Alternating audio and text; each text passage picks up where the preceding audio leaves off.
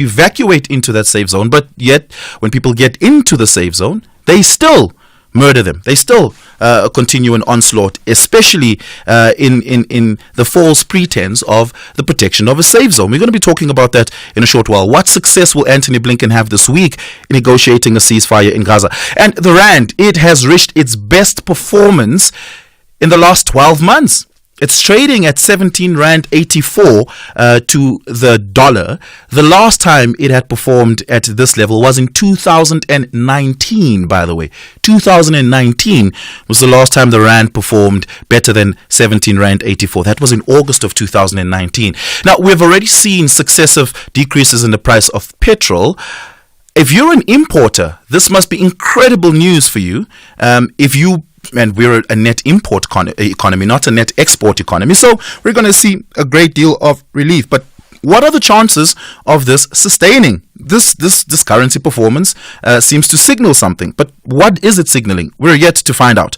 We're going to be talking about that a little bit later on. And I want to hear your opinions on it. Does this matter to you at all? Do you get excited when you see the Rand performing this well? Give us a call. Send us a WhatsApp voice note. You can call us on 086 000 2032. You can also send us a WhatsApp voice note on 0614 104 107. We're going to give you an update on what's happening in Swartland. We're going to be talking about the manhunt that's ongoing in KwaZulu-Natal, in Durban. This after 6 people were killed over the weekend. We're going to be telling you about the details of that, and of course a lot more to come up on the show this morning. Tweet me at Oliver_speaking on Twitter, Oliver Dixon on Facebook. It's 10 minutes after 6. Catch me, Bonang Mateba, on a fresh reality series that showcases the business behind being a business. Get to experience an intimate look at my life with family, personal growth, and my mission to uplift young women. Jet with me as we prepare to crown a lucky chaser. Be grounded, be entertained, and be dazzled. Monday, 6 p.m. on S3, it's a date with you and B. Catch Bedazzled by Bonang on S3 every Monday at 6 p.m. Yeah, we can do this. It's been a long time coming. This deserves to grow. It's a great business. If they don't like it, someone else will. And fund me so I can expand. Maybe I can offer them shares. I need to retain equity for staff. It's going to be good for recruitment. Yeah. Possible begins with that one great idea. When Telkom enables entrepreneurs to make their ingenuity a reality, we grow local economies. Telkom. Possible begins here. SABC Sport, the proud broadcaster of the Olympic Games Paris 2024, celebrates Team SA medalists. A brilliant silver for Johan van Dijk. The plan was to win a medal. That was the goal. So I'm just so grateful and thankful that everything went as it should. For me, it's to be an inspiration to all the younger girls in South Africa. There's so much power and passion. I think our South African women really have a lot of resilience. For the love of the game.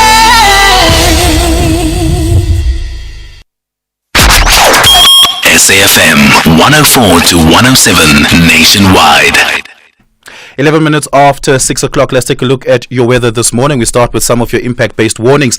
A yellow level 2 warning for damaging waves leading to difficulty navigating at sea is expected between Lambert's Bay and Plettenberg Bay.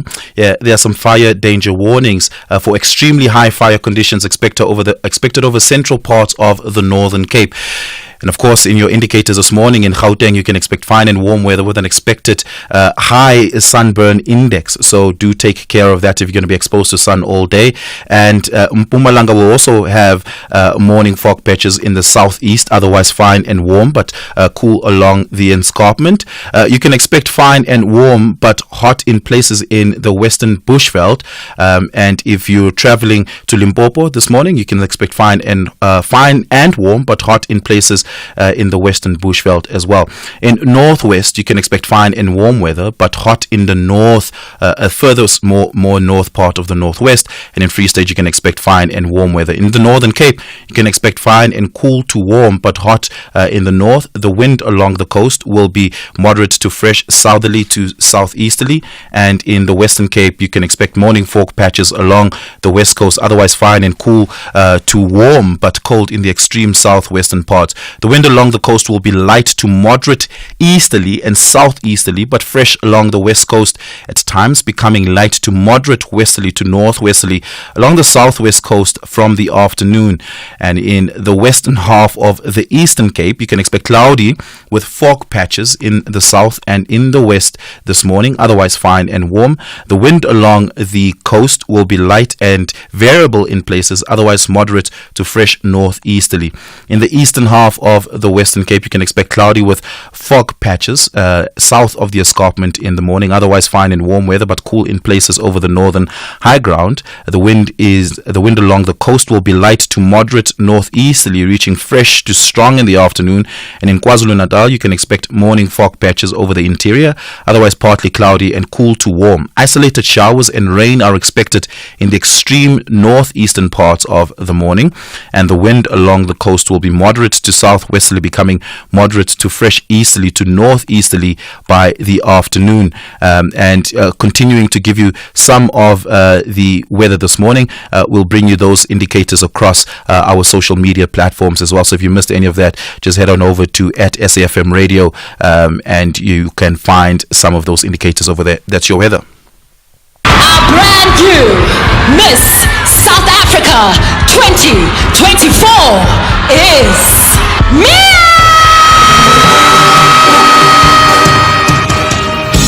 Have you not always accepted, or rather have you not always been comfortable with being a beautiful girl? I mean, you are strikingly beautiful. I know it has nothing to do with you. Mom and Dad are listening, so they get all the credits. You are a strikingly beautiful girl.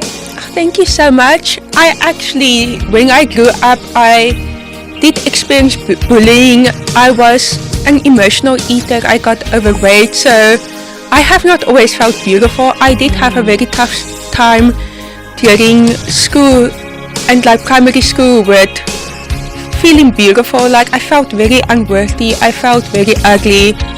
And there is this line that I love that says, I know my worth, because I have felt my unworthiness. The Full Circle with Bridget Masinga, Monday to Friday, 1 to 3 p.m.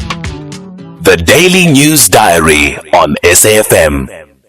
15 minutes after 6 o'clock, you're listening to SAfm Sunrise. My name is Oliver Dixon. Thank you so much for your time this morning. Really do appreciate it. And of course, we take a look at your daily news diary with Anne Musa this morning. Anne, good morning. Hey Oliver, it's Eva. My goodness, my apologies. Eva, good morning. What's on the diary today? Well, there's quite a lot to look out for this morning. The High Court in Pretoria will hear former Public Protector Busisiwe Mkhebane's urgent application against the Public Protector's Office, which was supposed to have paid her the multi-million rand gratuity. However, the Office of the Public Protector contends that Mkhwebane is not entitled to a gratuity.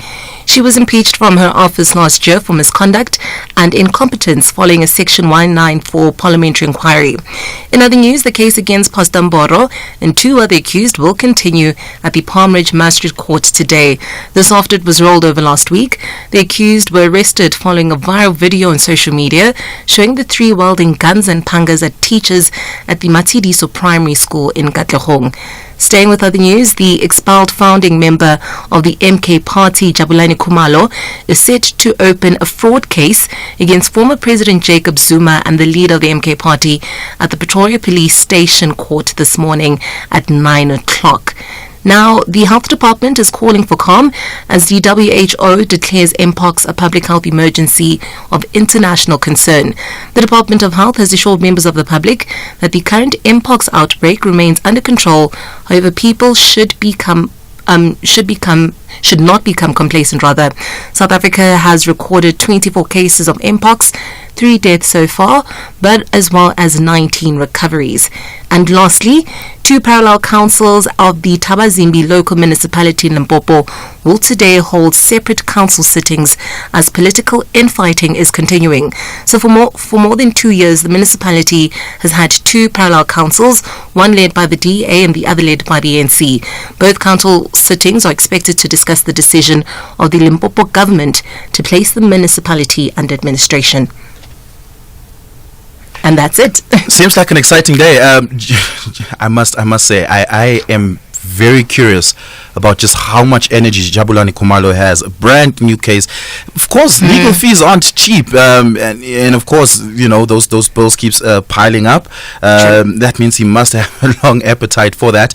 But yeah, we'll take a look at that. I'm excited to see the papers he files. I'd love to read the case and see the evidence that points to this fraud. He did make previously in his application to be reinstated as the leader of the party, did make claims around fraud, and at the time already said that he would consider bringing a case of fraud, and this was pertaining to him saying that his signature on the documents submitted to the IEC about the change of leadership in the party was not his signature. It was not something he did. The party did that without his knowledge, and the IEC had accepted it. That was the evidence he had submitted at the time. In fact, they even, I remember at the time, Dalimpof was spending quite a great deal of time saying, these things look exactly the same. If you compare this signature to his other signatures on other documents that he acknowledges he had signed, it's the same thing.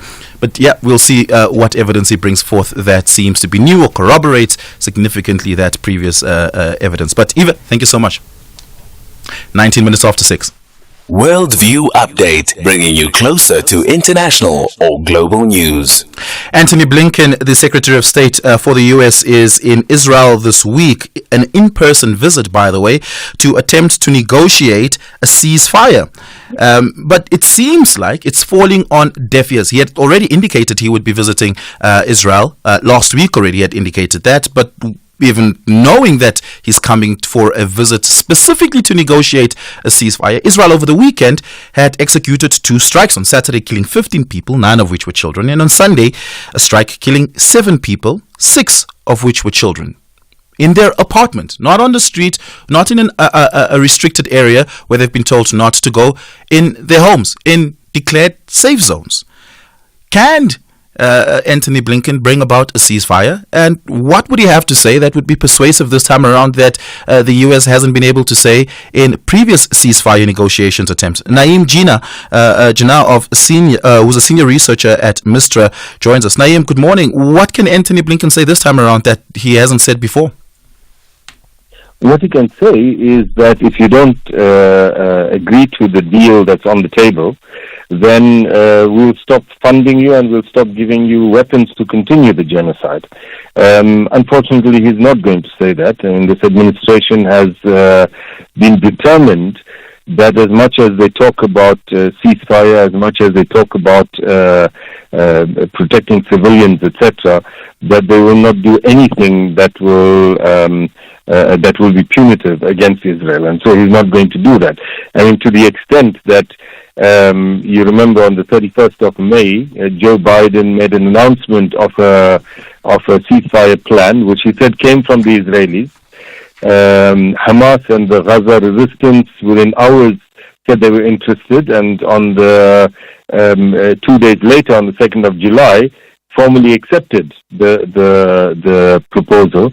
The Israelis to date have not, and they are now repeatedly putting more and more conditions to what was supposed to have been their plan. And in the meanwhile, all of the kind of incidents that you spoke about continue.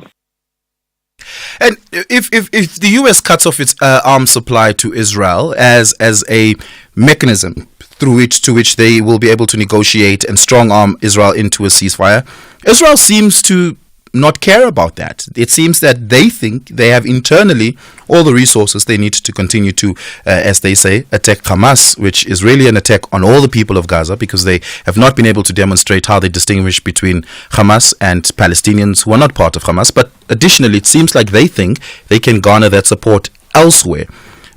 Is there a method to their madness? No, I don't think that that's what they believe. What they believe is that no matter what they do, the Americans will continue supporting them. And that's only because of empirical evidence. The Americans have proven that that's the case.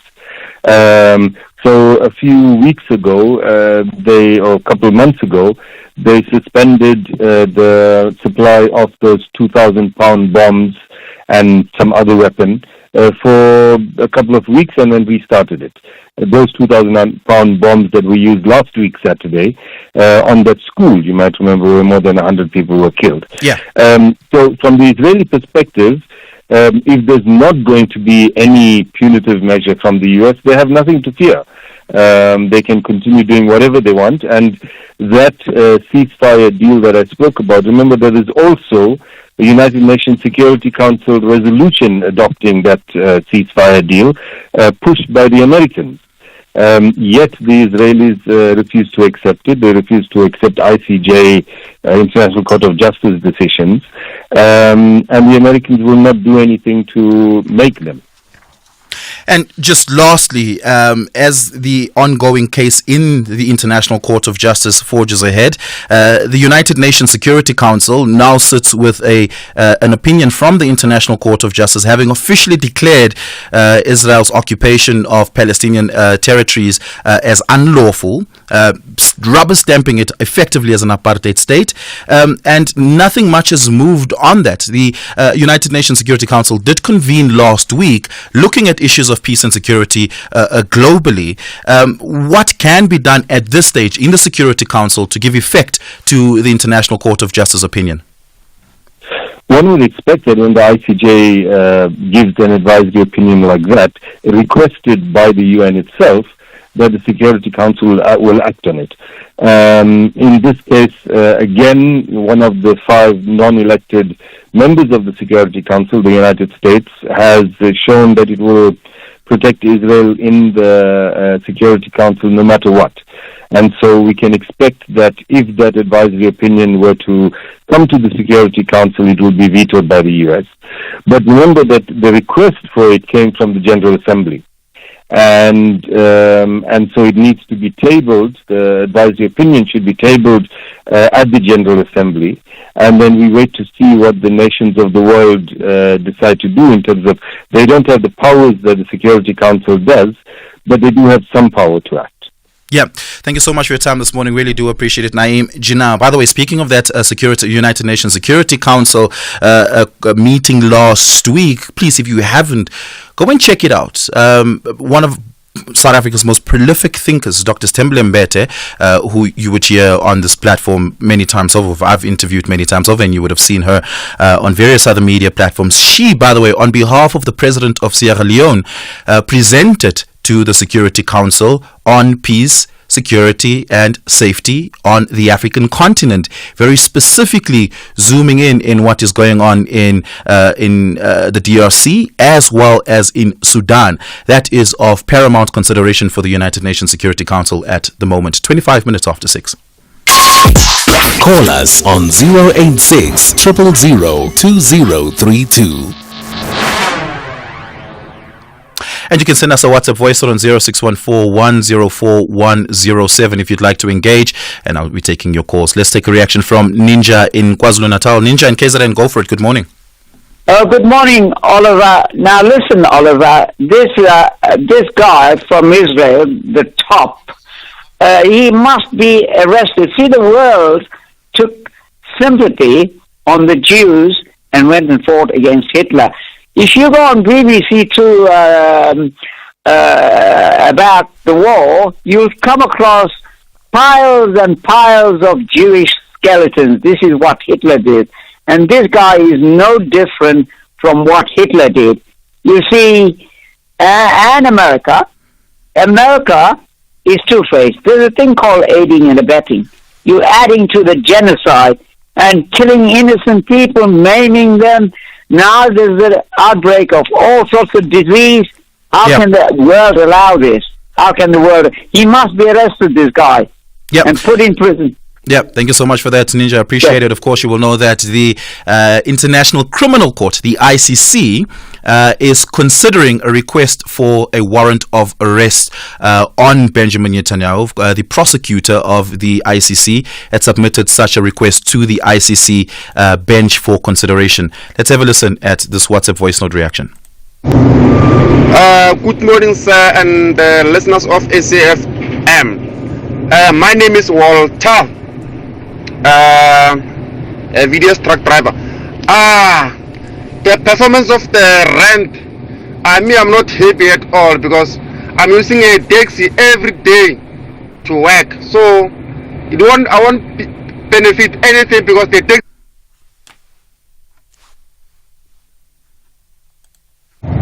Hi, Stephen. Good morning, Stephen, and the listeners. This is Walter, a truck driver also. Yeah, me, I'm voting against MK Party because it's the party that was formed with eager. So everywhere they go, every time when they do their campaign, they're campaigning against ANC. So now I'm going out to vote against them, and I know which party I'm going to vote. Thank you, Stephen. Walter, I think you might be missing Stephen. It's not Stephen. I sound nothing like him. Sound like a far younger version of Stephen. That's a running joke between us. It's Oliver standing in here until Thulasizwe Simelane takes over the show. To that first voice note, it actually is a very interesting thing, right? Various parts of the economy fluctuates on price accessibility based on the rand, especially if a great part of the commodities that make up that value chain is based on import value. So if the rand performs well, naturally we would see, assuming all things stay equal with the price of oil globally, that the price of petrol would come down. I'm not sure if taxi fares come down. Do taxi operators adjust it accordingly? If it was a regulated space, a price regulator would be in place, and that's what government has been attempting to achieve with the taxi industry for quite a while. But it's not a regulated space. They set their own prices, and taxi associations, I'm assuming, meet and they set their prices. I don't know if petrol prices haven't come down in a very long time, affecting the taxi price in a positive way. Mbona in the Free State, you have a comment on Gaza. Go for it. Good morning. Morning. Yeah, the US are not suitable people to negotiate about peace because they are the supporters of genocide. So it's not proper for them to negotiate peace where they are supporting leaders of the children. Who do you think is the best placed interlocutor to be able to negotiate a ceasefire with Israel? The first, the International Court supposed the perpetrators of crime, then we're going to talk peace after. Because you cannot talk peace whereas you're not acting against the people who are breaking the international law. Okay, fair point. Thanks a lot. Appreciate it. Mbona calling us there from Free State saying you can't negotiate peace when the perpetrators of injustice have not been brought to book. What's your view on that? Send us a WhatsApp voice note 0614104107. Tweet me at Oliver_speaking. It's 6:30. Let's take your headlines. In news making headlines for this hour, ANC President Cyril Ramaphosa says the party is working towards reclaiming its presence in KZN after it suffered a huge loss during the May general elections. In other news, the KwaZulu-Natal Police Commissioner Lieutenant General Ntantla Mkwanazi says it is concerning that police uniform was used to commit a crime. And lastly, looking further afield, delegates to the Democratic National Convention gather in Chicago this week to formally complete the nominations of Kamala Harris and her running mate Tim Walz for the U.S. presidential election for this November. Full update at 7 for SAfm News. I'm Eva Chipa. SAfm, guiding you through the rush hour traffic. Good morning. Today's both sides of Joburg on your way inbound. There's a big backlog from Monday up to the Crown interchange. Looks like something's happened in the Crown. It's a different traffic pattern. Normally you'd be queuing through Crown up towards sort of Carr Street and Smitten Empire, but not this morning. It backs into the Crown. So queues toward Monday. You've got the choice if you're on the N12 coming through Deepcliff to avoid Uncle Charlie's, push on to Clip River Drive and just sneak through sort of Southdale and Boysons into Joburg, or off it on Monday and do the Crown Mines Run and get into Joburg, and they'll reconnect to the Mike 1 north of Crown. It'll just keep you moving and keep you off that very congested Mike 1 into Joburg. Other side of town, there's a breakdown on the bottom of the N1 at Midrand at Buccleuch interchange, and that's already pushed the heavy Monday queue back towards Allendale Road. Durban looking okay today. No roadworks. That's good news on the Southern Freeway. Moving up through Congela and below, that is all lanes open. Pietermaritzburg into Durban looks fine as well, and Cape Town very misty conditions. Really quite widespread, quite heavy mist, poor visibility, and everything on a bit of a go slow. Our advice advice for Cape Town traffic this morning is to allow extra time, and for train users, an unspecified regional network issue causing delays of 20 to 30 minutes for all train lines across the Cape Town region. Rob Byrne, SAfm Traffic. This is SAfm Sport with Zai Khan. Big day on Saturday for the Springboks. For the first time, it wasn't at 6:30 in the morning, Zai. No. Oh my goodness. But it was okay. It was at just before 12 o'clock. Brunchy? It was. I actually had brunch with friends while watching the game. Look, I must say, I'm impressed by a lot of the newcomers, the new starters. I mean, 7 debutants getting their start in that squad. And then, like the second half, when what they didn't call the bomb squad this time, they called them the insurance policy. The insurance policy of the Springboks came on. 2 big tries from Malcolm Marx, more tries, 3 more. It was so wet. But you know what, Oliver? What a weekend, I think, for South Africa. Drickus du Plessis. I did not wake up. Choking out, the competition. The Proteas. I mean, Keshav Maharaj. Okay, let's just talk about it. We'll talk about the Boks first, right? They are on an absolute high after 2 bonus point victories in Australia. Cheslin Colby, Marco van Staden have both stressed the importance of keeping their feet on the ground as they prepare for 2 big clashes against New Zealand. Colby praising the team's depth, with many young players stepping up, while Van Staden, who scored his second try in Perth, echoed that sentiment. Coach Rassie Erasmus lauding the players for their character, especially after facing tough conditions. The Boks will reassemble in Johannesburg this Thursday to begin preparations for the All Blacks test. That's on the 31st of August. More rugby, it's Aiko Makata, Marco de Wit and Conor Mahoney. Their braces helped the Griquas to a 59-7 Currie Cup victory over the Griffins at the Touch Investment Stadium in Welkom yesterday. On to cricket, the Proteas wrapped up the Test series against the West Indies with a thrilling 40-run victory in Guyana. Keshav Maharaj, star of the show, taking 3 wickets, including the final one, making him South Africa's leading Test spinner with 171 wickets, surpassing Hugh Tayfield's 65-year-old record. Maharaj was named player of the series with a total of 13 wickets across 2 tests. Vian Mulder and Kagiso Rabada also shone for the team. Shukri Conrad, test coach of the Proteas, was proud of the team's hard-fought win. It's well documented, and it's pretty obvious that we're a team in transition. And for you to transition successfully, you still need some experienced hands that are performing at the peak of their powers, And I speak of someone like Keshav and KG, especially in the bowling department. Kesh is an absolute workhorse, an absolute professional, and he just keeps going, And it's thrilled. I'm thrilled that he now holds that record. I think it's richly deserved. And more good news for South Africa. Drickus du Plessis successfully defending his UFC middleweight title, defeating Israel Adesanya in a gripping 4th-round submission at UFC 305 in Perth. With Springbok captain Siya Kolisi and vice-captain Ibn Etzebeth cheering on, du Plessis overcame early challenges, executing a rear naked chokehold to force Adesanya to tap out. Now that's how it all wraps up for Team South Africa, as it all happened down under on Australian turf. Brilliant weekend. We'll bring you more sport top of the hour. I'm Zai Khan. The Business Update on SAfm. 36 minutes after 6 o'clock, and Darling Lichel is back with the business update. And Darling, we start off with DP World. Their interim profits more than halves because of disruptions in the Red Sea. What does DP World actually do? I know they sponsor sporting events. I don't know what they actually do outside of that.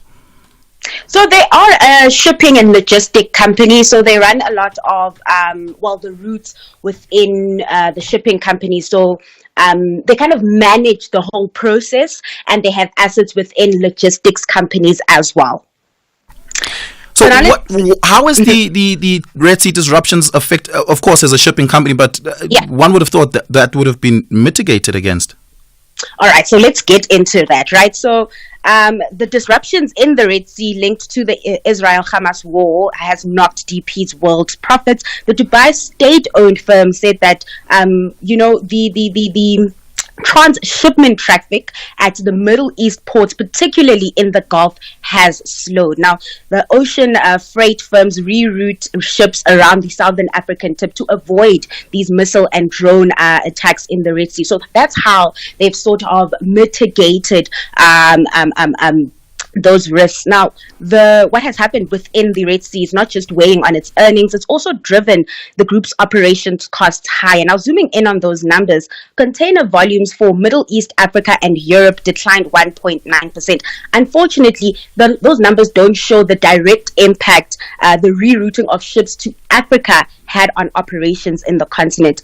But it seems like there is increased interest as they try and mitigate those risks. Yeah. The group is planning to invest about 3 billion in African ports by 2029, particularly in South Africa and Kenya. Revenue in the meantime for the group is up 3%. Profits, as mentioned, more than halved, down 59%. It's funny that they are mitigating those risks because they do seem positive about the second half, saying it expects the situation in the Red Sea to improve. Yep. And the world's top steel maker, they are sounding the alarm on an industry crisis. Now, everyone is pointing a finger at China, Oliver, with a number of companies and analysts overestimating China's post-COVID recovery. Now, that economy growing, however, at a slower pace than expected. This, of course, comes as it deals with that property crisis. Now, the world's largest steel producer, Baowu, has shocked markets with its latest announcements. It's warning of a crisis in the industry, citing margin pressure and lower demand for steel in China. Now, the group produces about 7% of the world's steel and says the issues the industry is dealing with are more serious than the downturns of 2008 during that financial crisis and 2015. This warning will likely be a worry for other rivals across Asia, across Europe and North America as they grapple with a fresh wave of Chinese exports. Here at home, South Africa's biggest steel maker, ArcelorMittal, SA's loss widened, and it's also citing issues related to weaker demand as one of the pressure points rather. Now, the downbeat performance and warning just underscores that darkening mood with iron ore prices, the key commodity needed to make steel. Those prices tumbling more than 30% this year. Yeah, and let's take a look at your indicators at 9 o'clock this morning. The South African markets will open with a smile on its face as the rand is performing at its best since, August 2019. Yeah, so let's kick off with how markets closed last week. So the market rally really gaining momentum with U.S. equity markets ending the week in the green, driven by positive economic data that raised bets of a big Fed rate cut come next month. That global sentiment, as you mentioned, just filtering through to local markets, with the local bourse also soaring to record highs on Friday as calm returned to equity markets. The All Share closed the day 0.73% higher. The rand also benefiting, trading under the 18 rand mark to the dollar, around 17.82 to the greenback. This is its longest rally in over a decade, clocking 9 days of consecutive gains. Moving over to Asia, markets mixed, but mostly trading in the green. Sentiment, of course, still positive on that end. However, we are seeing some traders opting to take a wait and see approach ahead of a Jerome Powell speech at the Jackson Hole Symposium later this week. And darling, thank you so much for that. Really appreciate it. 19 minutes to the top of the hour. 20 outfits of the Premier League are back on the battlefield for another spectacular season, with ambitions to play the world's most competitive and compelling football. Rodri! City 3! West Ham 1! This is the massive fight for the ultimate glory. Caicedo, is he going to try and beat it from inside his own half? Oh, Moises Caicedo! I can't believe it! What a way to score your first Chelsea goal! Experience the 2024-2025 Premier League season on Saturdays at 3 p.m. live on SABC3 and at your fingertips on SABC Plus. Also available on SABCsport.com. Hashtag we love it here. Proudly brought to you by SABC Sport. For the love of the game. Are you shopping around for the best car insurance deal on the market? 46-year-old Zanele got a great deal on her car insurance when she called Outsurance. She now pays 1,313 Rand to insure her white 2023 Audi Q2 1.4 FSIS line Estronic. Get an outsurance quote and see if you could save. SMS out to 30754 now. That's out to 30754. Insurers, licensed insurer and FSP. T's and C's online. You are listening to SAfm Breakfast. 18 minutes to the top of the hour. It's Oliver Dixon standing in here on SAfm Breakfast this morning. You would recall in Swartland municipality in the Riverlands area, 3 retention dams had burst at the seams Thursday a week and a half ago. And that had caused great damage to infrastructure, electricity and water supply in the area. The national government had sent in, the Department of Water and Sanitation had sent in engineers and specialists to come and take a look, and because they owned those dams, to come and take a look and to assist and to make sure that enough is being done. Water spillways have been created to reduce dam water levels due to heavy rainfall, and a spillway had inadvertently caused the flooding that we had seen again at the end of last week. Swartland Municipality spokesperson Mari Hasbroek joins us to give us an update on what is happening at the moment. Mari, good morning. Thank you so much for your time. Residents evacuated over the weekend. Many of them are going back. What's the state of affairs this morning? Good morning. Yes, we were lucky enough that all the residents who were evacuated on Saturday afternoon could return home on Saturday evening. There are, however, still residents in 2 community centres. Those are the residents that's been affected with the initial flood that happened on the 8th. What do we know about this latest flooding, which was caused by the spillway? Has it cleared out the dam water levels because it is a flood?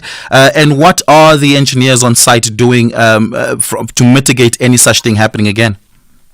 The 4th dam has now been emptied, so there are no more dangers from the 4th dam. And the engineers from the Department of Water and Sanitation, they are on site, and the department will be able to give a much better insight than we do and what their next steps are. Yeah, and just lastly, we know that Gift of the Givers was on site providing humanitarian aid and support. Has the national government and the local and provincial government gotten involved in assisting with providing assistance to those who had been affected the most, especially those who have been left destitute due to the damage caused to their homes and properties? We've been working with all various departments involved to make sure that we get the residents settled, as well as provide counselling, and as well as providing a way forward for resettling those that has been removed from their homes and can't go back at the moment. So we are working with various departments from every sphere of government to make sure that the residents are cared for. Can you give us a sense of the scale? How many residents are we talking about here? We currently are housing 128 residents across 2 community centres. And is there a conversation ongoing at the moment about what to do about their relocation, especially those who have nothing left to go back to? One would assume they won't stay in community centres for too long. No, we're working with the National Department of Human Settlements, who has been tremendous. They've been on the ground since the Friday after the initial incident happened. And we're working with them for a longer term and more permanent solution to reintegrate those residents into the community. Yeah, Mari Hasbroek, thank you so much for your time this morning. Appreciate it. Thank you. Taking your reactions to that, give us a call 086 000 2032 086 000 2032. I'd love to know from the Department of Water and Sanitation, the National Department of Water and Sanitation, why they were not a lot more proactive in managing dam water levels when they had gotten advisories that there would be heavy rainfall, knowing, of course, I'm assuming they track it on an ongoing basis, what the water levels in those dams are, and predicting that it could cause the dams to burst, and more importantly, what the engineering thinking was into creating additional spillways in a downstream in ways that could cause the damage that we saw. It literally led to a flood. Let's take your reactions. 086 000 2032. Bongani in Mpumalanga, you want to comment on the ceasefire negotiation in Israel? Oh, yes. Good morning, Olive.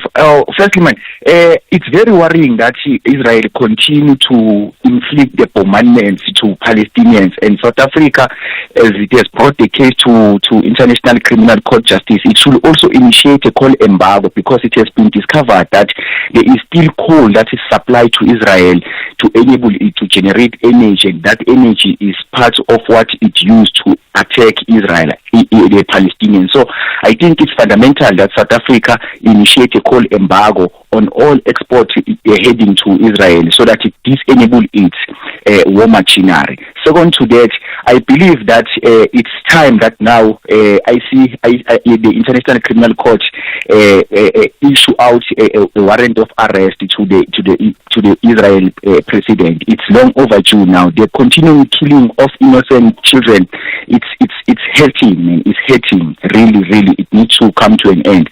So a coal embargo to Israel will be a good move by South Africa, as many other countries have already initiated such a move. Yeah, okay. Great thinking there. Thank you so much for that, Bongani. Really appreciate it, Bongani, calling us there from Mpumalanga. What do you think about that? In fact, the world has been slow to talk about sanctioning Israel, right? Very slow. The markets remain open. Countries are trading with Israel as it's business as usual for the most part. Given what the ICJ has said on various occasions about Israel's actions, should the world take serious having a conversation about mass sanctions against Israel, cutting it off from the life supply of the global economy and global markets? I'd love to hear from you on that. 0614104107. Send me a WhatsApp voice note on that. SAfm, guiding you through the rush hour traffic. Good morning. Some heavy traffic both sides of Joburg today. The Mike 1 remains under real pressure from sort of Omonde territory up to Crown and now beyond towards Empire Road. A lot heavier than normal is the Mike 1 North this morning. Delays coming in from the south on the N3, Leon Vale Road through to Heidelberg Road as you pass Sprayview. That's quite an unusual backlog. And of course then you're into the heavy stuff between Elon's Interchange and Galuli's due to the never-ending left lane closure there at Van Buren, which has been forever in that place.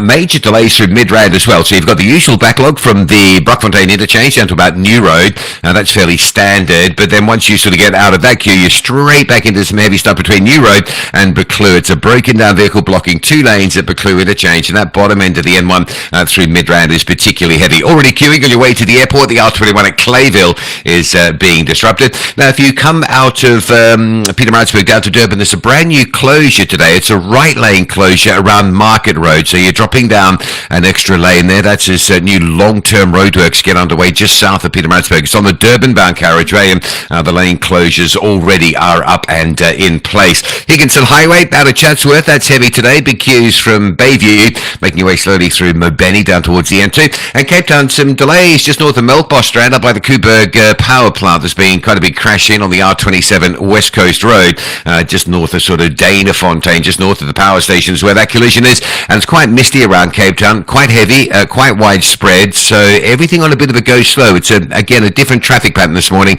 Slow traffic because of the poor visibility. Make sure you're driving carefully and you've got some extra time to get through. Rob Byrne, SAfm Traffic. Oscar and Emmy winner Kevin Costner is John Dutton, a 6th-generation homesteader and devoted father.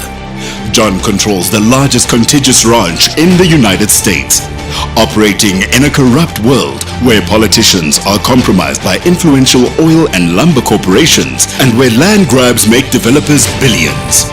Shifting alliances, unsolved murders, open wounds, and hard-earned respect puts Dutton's property in constant conflict with those it borders, an expanding town, an Indian reservation, and America's first national park. Channel your inner drama with Yellowstone, Saturdays at 9:30 p.m. only on S3. Open up.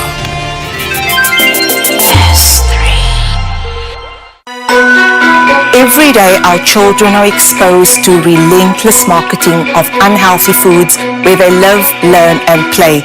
This aggressive marketing of unhealthy foods to children can shape their eating habits and food preferences for the rest of their lives.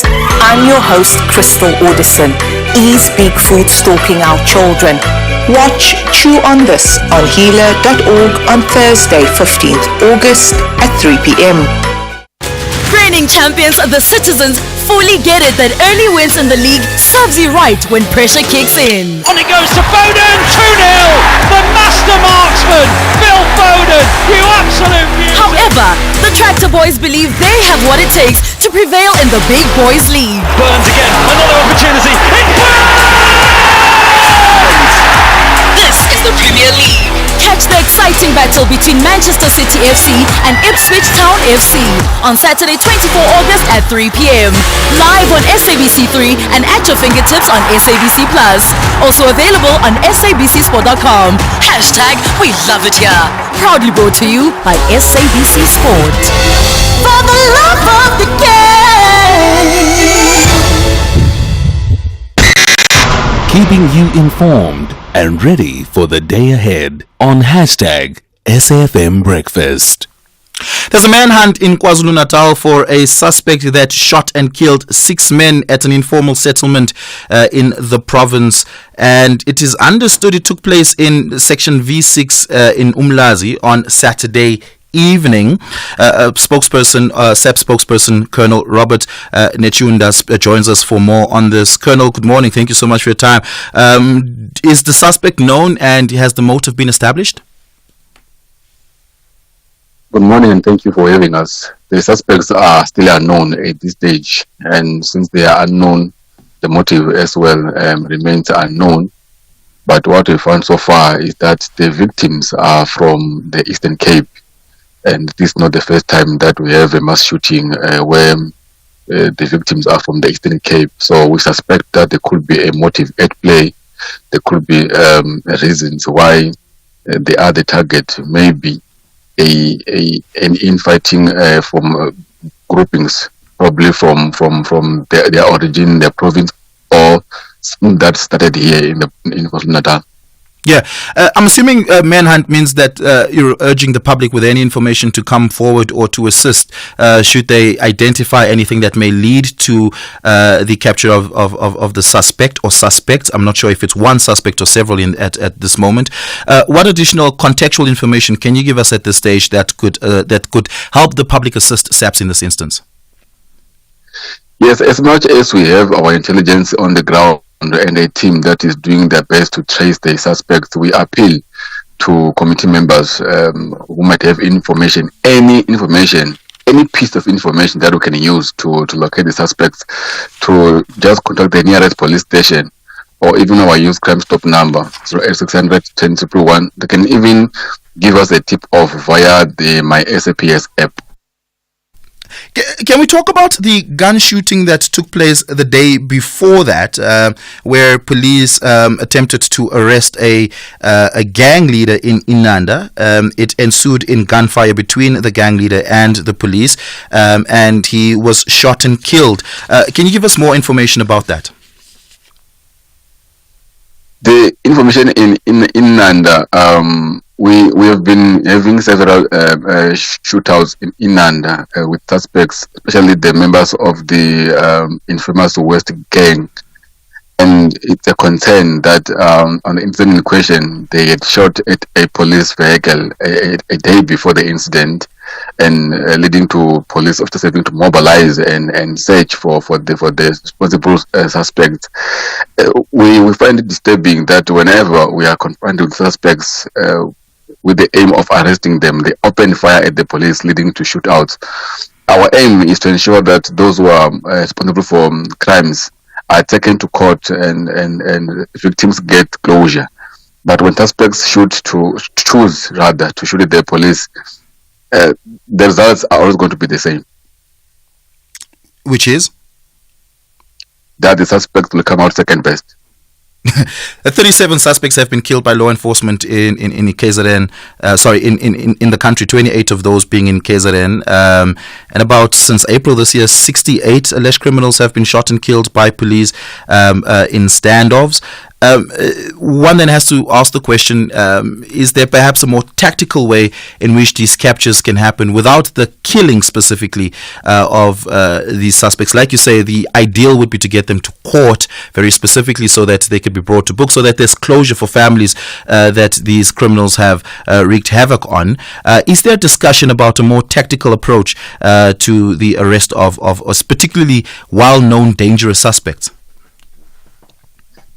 Whenever we approach suspects, we are very tactical. We send teams that are tactical, teams that are trained to apprehend dangerous and armed suspects. There was an incident yesterday in Tuzum where 3 suspects were shot and killed. One was arrested to show that we got there to arrest. This could have killed 4, but one was arrested, and out of the 3, one is a police officer. We even gave these others uniform and all those things. So it becomes difficult for police to take cover and wait to arrest when they are being shot at. At the end of the day, we're going to have police officers lying on the ground dead at the hands of suspects.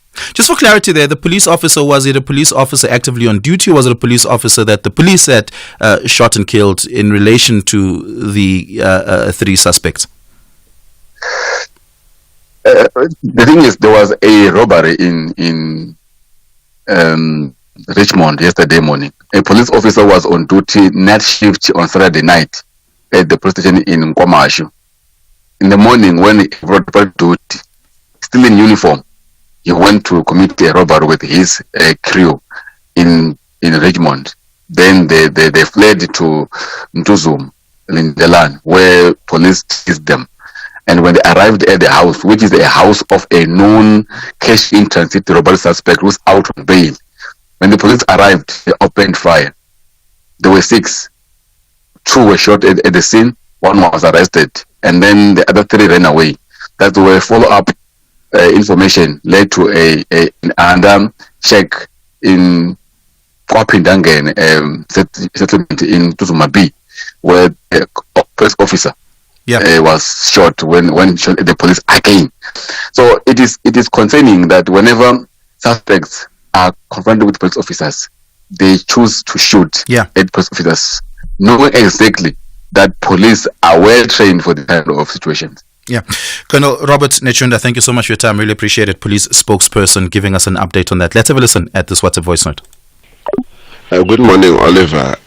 Concerning the guys who were training here, the 95 foreign nationals who were training here in South Africa at a training camp, what South Africa is doing is very strange. How do you just take the guys who were here training military and send them off without it doesn't happen anywhere in the world. If South Africans were in the States or any other country, they'll probably be jailed there until they die in those prisons, having to tell what exactly were they there for. We'll continue to take your reactions on the other side of 7 o'clock, but listen to this. Essential cover from OUTsurance pays out claims in cash, allowing you to choose your own panel beater. SMS CAR to 43187 now. 7 o'clock, let's take your latest news bulletin.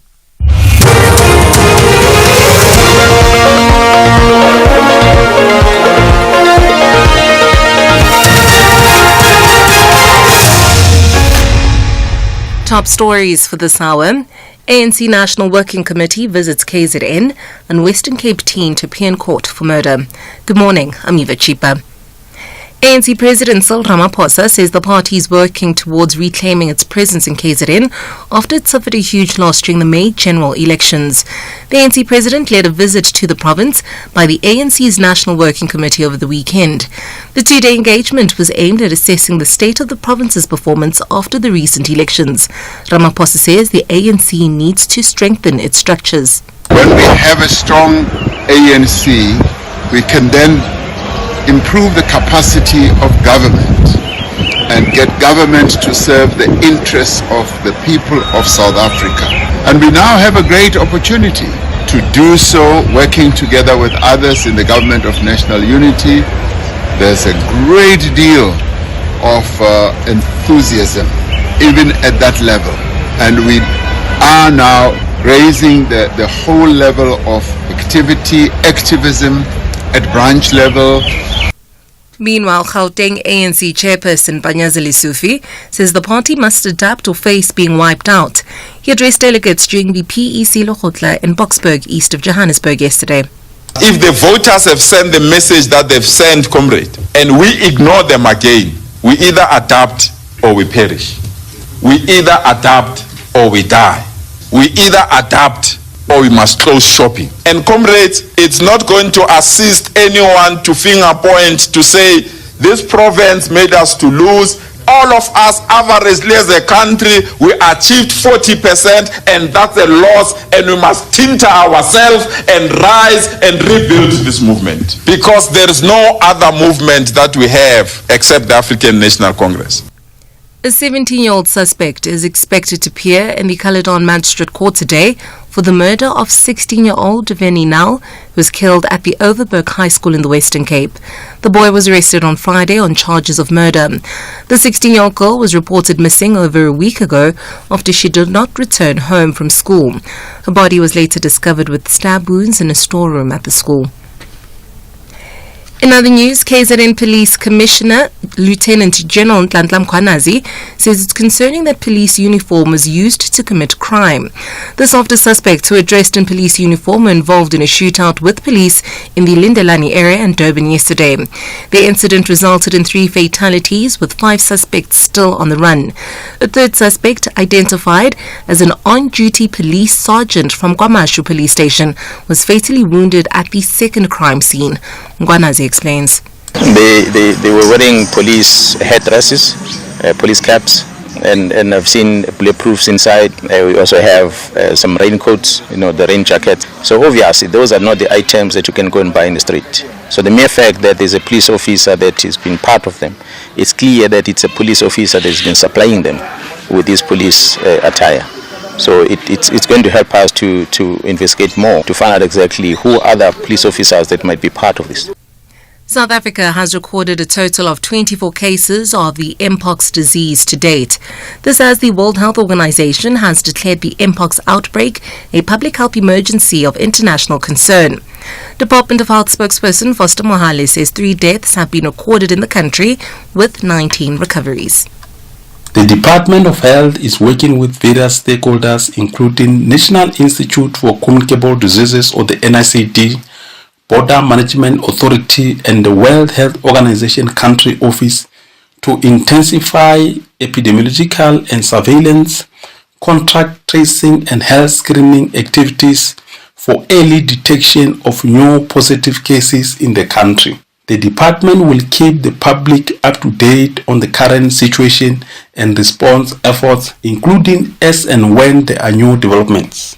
And lastly, looking further afield, delegates to the Democratic National Convention gather in Chicago this week to formally complete the nominations of Kamala Harris and her running mate Tim Walz for the U.S. presidential election this November. Sharon Weiss-Priest has more. Vice President Harris's ascension to the top of the ticket after President Joe Biden decided to exit the race has seen her inject enthusiasm into a race that has quickly become very competitive against her rival Republican nominee and former President Donald Trump. Biden is expected to headline Monday night's kickoff along with former presidential nominee and Secretary of State Hillary Clinton. Former Presidents Bill Clinton and Barack Obama are scheduled for interventions later in the week, with Harris delivering a historic acceptance speech on Thursday night. Sharon Rice-Priest, SABC News, New York. Recapping the top story for this hour, ANC President Cyril Ramaphosa says the party is working towards reclaiming its presence in KZN after it suffered a huge loss during the May general elections. I'll be back at the bottom of the hour. For SAfm News, I'm Eva Chipa. And that's the news for this hour. Theft, accident and 1 million rand liability cover, all covered by OUTsurance Essential. Get a quote today. SMS CAR to 43187. Your own panel beater is like your favorite holiday destination. Not everyone's top 10, but but perfect for you. Outsurance gets it. That's why with Outsurance Essential, your claim is paid out in cash to use your own panel beater. Also, get up to 1 million rand liability cover and other great benefits at a low cost. Outsurance Essential is priced for cars older than 5 years, valued under 125,000 rand and not financed. SMS car to 43187 or call 08600 60,000 today. Licensed insurer and FSP. T's and C's online. Standard rates apply. SAfm, guiding you through the rush hour traffic. Good morning. Top stories heading through Midrand. Delays between Brockfontein and Buccleuch. A stationary vehicle down at Buccleuch this morning has backed everything up. You've got the usual backlog coming through to New Road, and then from New Road to Buccleuch, that's the queue into the breakdown. Mike 1 stays heavier than normal from Ormonde all the way through towards Empire Road in the Brownfontein area. Coming to Durban off the south coast, been a crash on Tweeny Hill, so motorists leaving Amanzimtoti. There are some delays to work through there. Cape Town, quite a big crash up by the Kuberg Power Station, just north of Melkbos Strand on the R27 West Coast Road. There's a bit of waiting around there, and as we've been mentioning, very heavy mist across the greater Cape Town region this morning. Where it is misty, it is packed fairly heavily and thick, so just drive carefully through those conditions and do give yourself extra time to get through, because everything around Cape Town going slowly because of that poor visibility. Rob Byrne, SAfm Traffic. A very good morning to you. In your SAfm Sports headlines, it's cricket. The Proteas spin to victory as Keshav Maharaj breaks a 65-year record in a thrilling Test Series win over the West Indies. And South Africa's Dricus du Plessis retains his UFC middleweight title in a thrilling showdown against Israel Adesanya. Details around 7:30. Getting ahead of the morning with hashtag SAfm Breakfast. 8 minutes after 7 o'clock is SAfm Breakfast. My name is Oliver Dixon. Thank you so much for being with me this morning.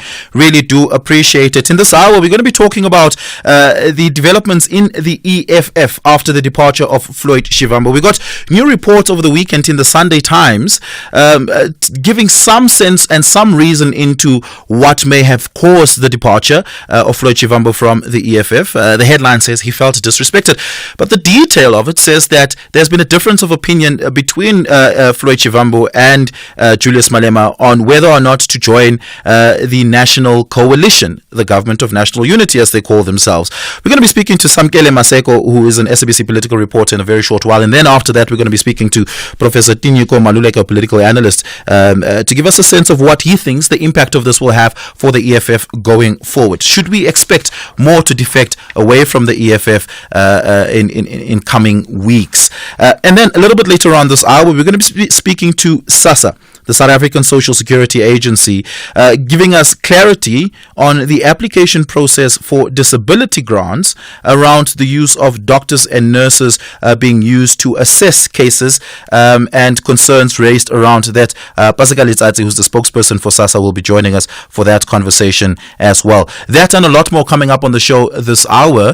Do stick around. You can give us a call to react on 086 000 2032. Send us your WhatsApp voice notes on 0614 104 107. Engage with me on Facebook. It is Oliver Dixon over there. And if you'd like to chat to me on Twitter, it is at Oliver_speaking. 10 minutes after 7. Weeknights on S3 are all about winning, and winning big with Wheel of Fortune. For the first time in South Africa, Wheel of Fortune is on S3, Monday to Friday at 7:30 p.m, where Rorisang has South Africans locked into the world of word puzzles. Watch contestants spin the wheel to stand a chance of walking away with 100,000 rand, or a car valued at over 500,000 rand. You can also be part of the show and win big. To be part of the show, log on to wheeloffortunesa.tv and let the wheel decide your fate. Channel your inner wordsmith with Wheel of Fortune SA on S3. Open up. You could get a great deal on your car insurance premium when you call Outsurance. Be like 53-year-old Neo, who pays only 1,059 rand to insure his white 2023 Ford Ranger XL DC with Outsurance. Get a quote now. It's easy. SMS out to 30754. That's out to 30754 now. Licensed insurer and FSP. T's and C's online. SAfm Breakfast, helping you navigate your day. Many of us may wonder, why is it that Floyd Shivambu had left the EFF? He didn't cite specific reasons, except that he would like to go and apply his trade at the MK party, of which he is now a member. This seems to have been a negotiated process by a close friend of Floyd Shivambu. But more importantly, the Sunday Times reporting over the weekend that there's been, for instance, a difference of opinion between Julius Malema and Floyd Shivambu on whether or not to join the National Coalition Government of National Unity, amongst other things. Of course, it may not necessarily be one thing that broke the straw on the camel's back. Samkele Maseko is here to give us an update on that. Samkele, now that the dust is settled, are they saying more about what it is that had led to this divorce? A very good morning to you, Oliver, and to the listeners. At this point in time, they are very mum on what led to this particular divorce. The only thing we can do is to read on our own what is truly happening and to look at how things unfolded, particularly during the discussions of the Government of National Unity, looking at the historical relationship that Julius Malema and Floyd Shivambu have had over the course of the 11 years since the formation of the EFF, and ultimately, particularly from when they started gaining access to the levers of power and being in government in the local sphere, that ultimately culminated in the straw being broken in the camel's back. Yeah. Look, off of Facebook post, and I must say I know nothing beyond the Facebook post, it seems like a close friend of Floyd Shivambu, Makasela Mzobe, has been a crucial player in negotiating this transfer, if we were so to call it. How much truth and credence is there to that? It is very true, particularly noting the relationship Makasela Mzobe and Floyd Shivambu share dating back to the days of the South African Students' Congress, SASCO, and when Floyd was still in the SRC at Wits University at the time, Makasela Mzobe was the Secretary General of SASCO, and that should tell you the in-depth relationship these two have had over the course over the years, and they've remained truly close friends and comrades till today, particularly noting that Makasela Mzobe, Linda Spia were all recruited by Floyd Shivambu into the EFF just on the eve of the elections, and subsequent to that, with Floyd's departure from the EFF, they have now been instrumental, particularly Makasela, in getting him to come to the MK party, knowing that Makasela is the head of the presidency in the MK.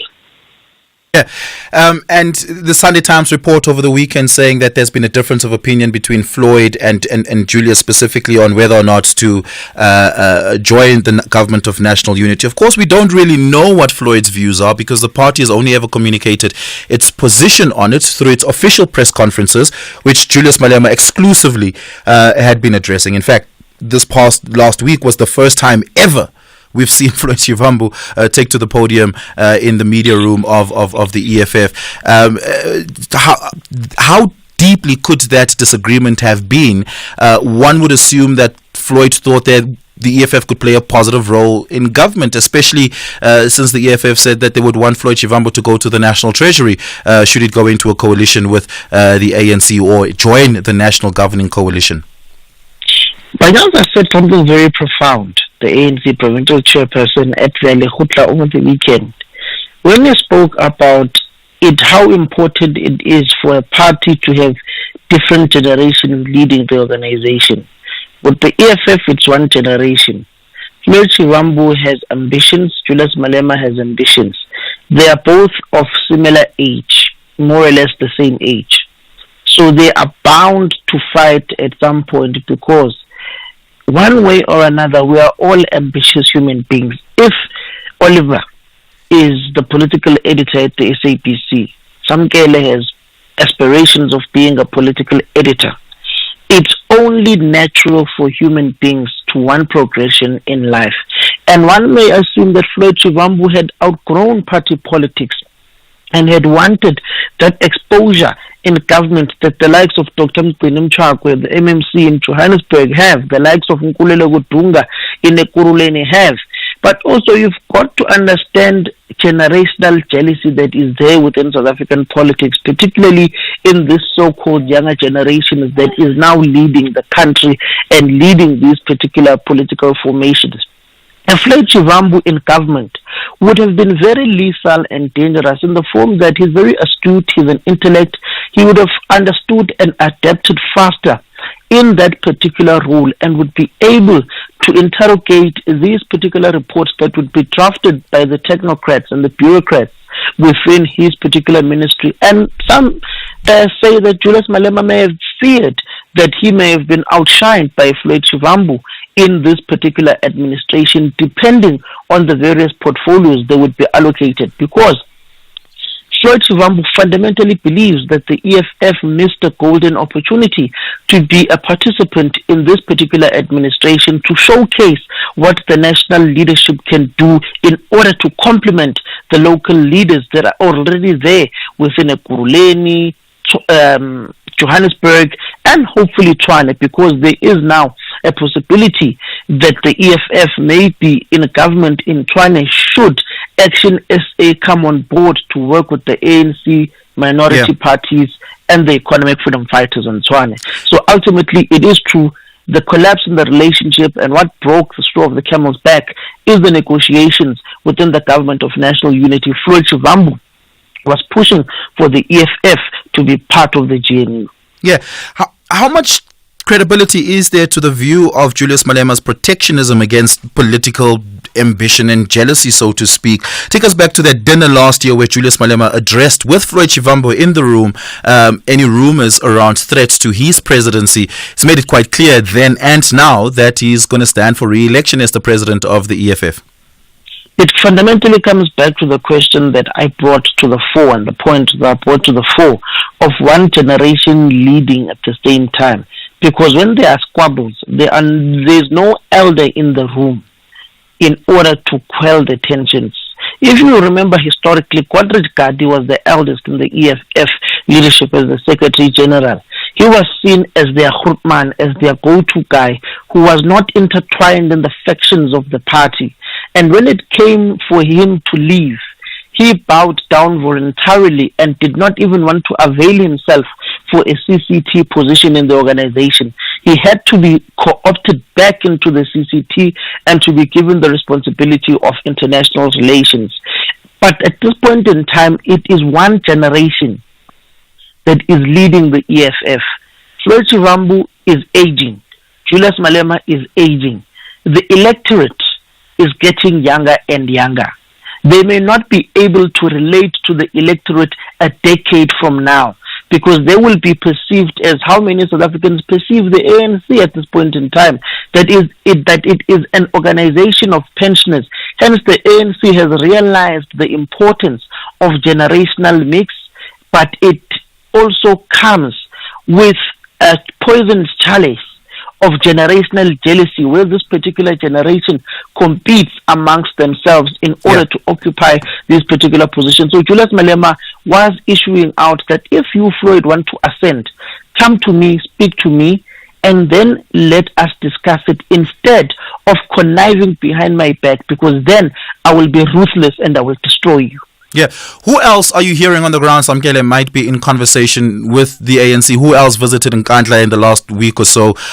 Who else might be jumping ship? There are many people in the EFF who were rising stars, but whose flame had soon been, cut off by Julius Malema. One would remember the platform that Mbuyiseni Ndlozi had as spokesperson of the party, effectively so, and then later on was summarily replaced by a younger, seemingly more closely linked to Julius Malema, member of the party, Vuyani Pambo.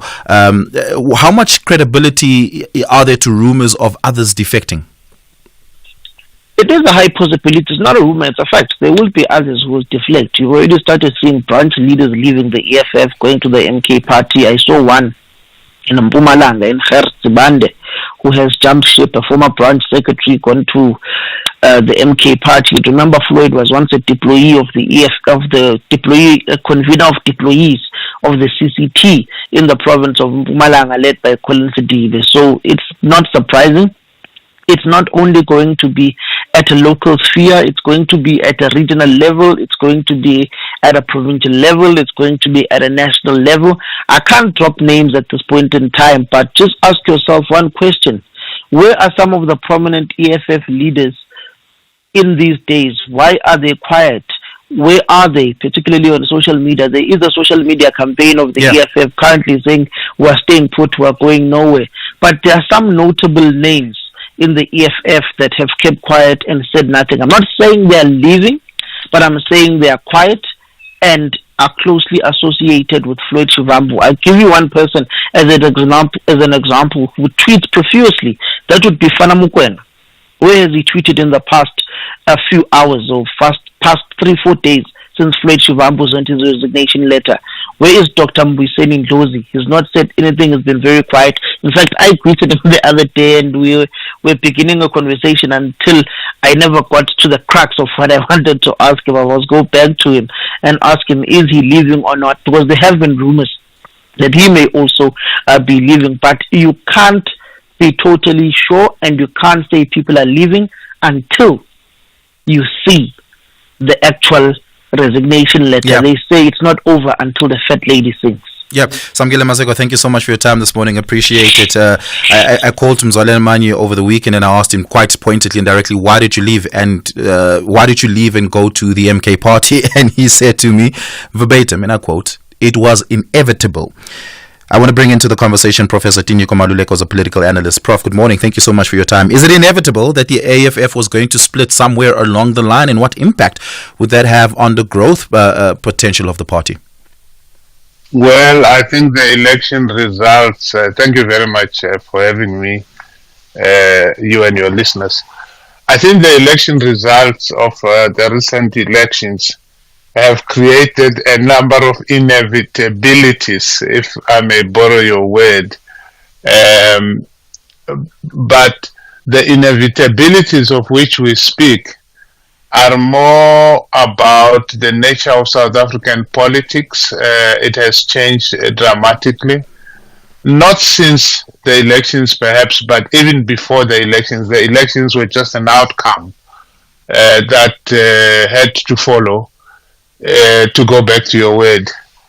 And the crucial thing now is what each party does, because there is crisis in several political parties. The EFF is what you are concentrating on now, being a party in crisis, but the ANC is also in crisis, the DA is also in crisis, the IFP is in crisis. I think it's just a question of the extent to which these parties admit the crisis they are in and how prepared they are to step up and deal with the issues at hand. Because the real reason your Floyd Shivambus and others are moving around is because the EFF has plateaued and they seem to have run out of ideas as far as how to continue to grow the party, and you could say the same of several parties.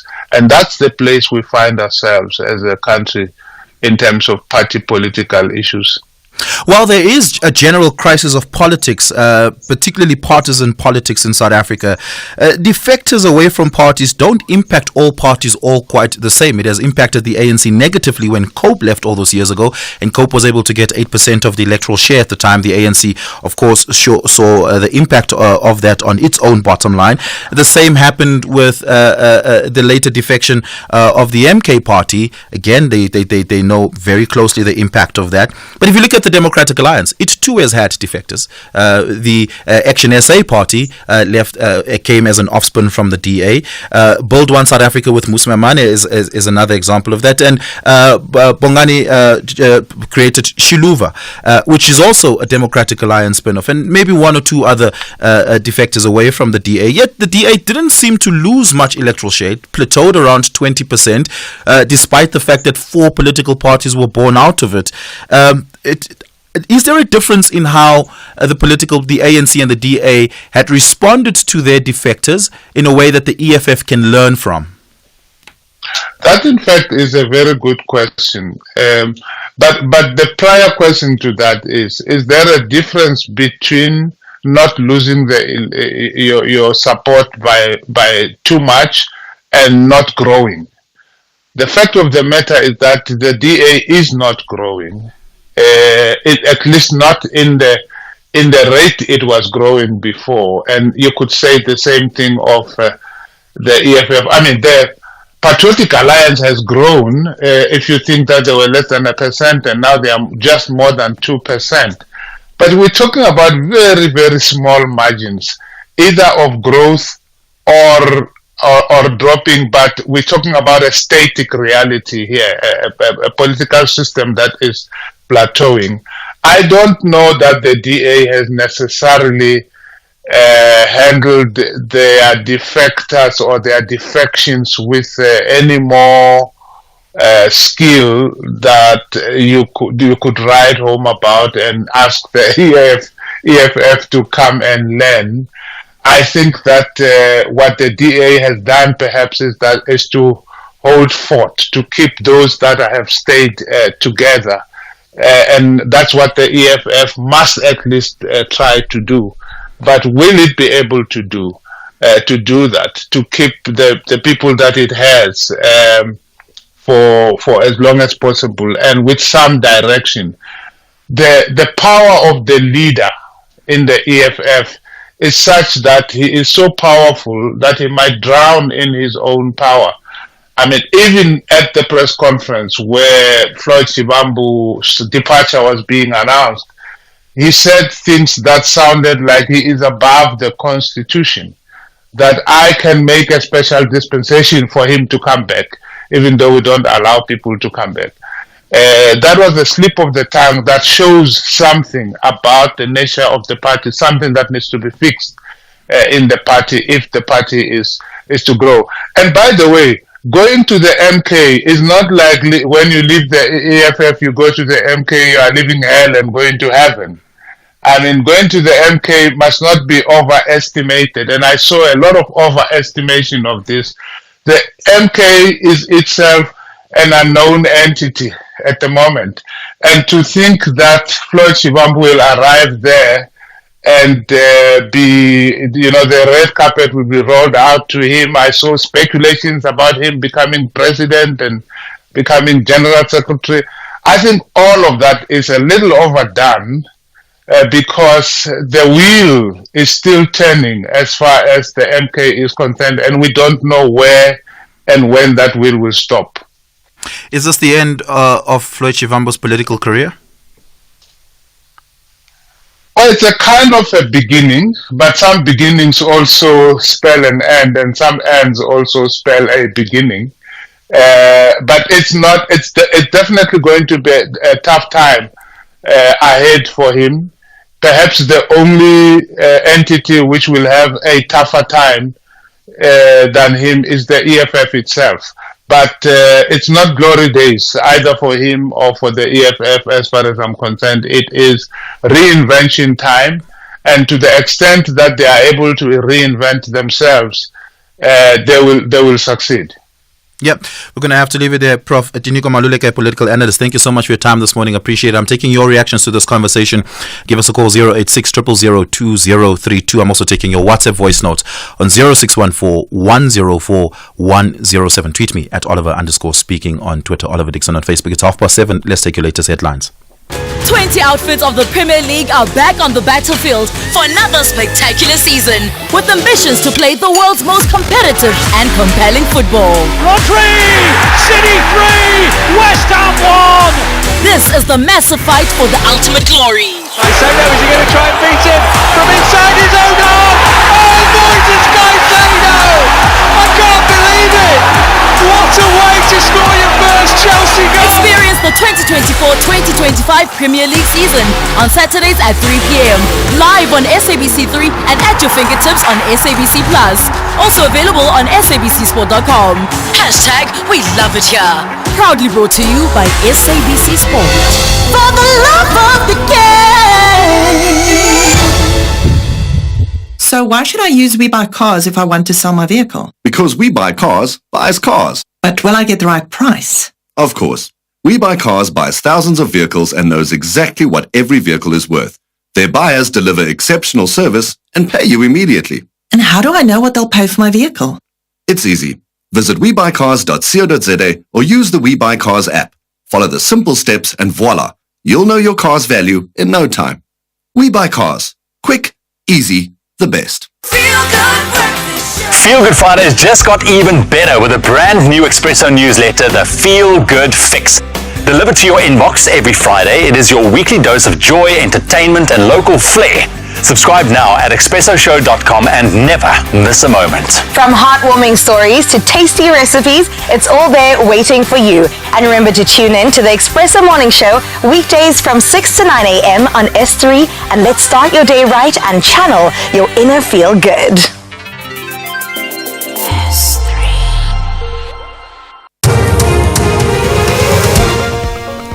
In news making headlines for this hour, the High Court in Pretoria will hear former Public Protector Busisiwe Mkhwebane's urgent application against the Public Protector's Office to have her multi-million rand gratuity paid out.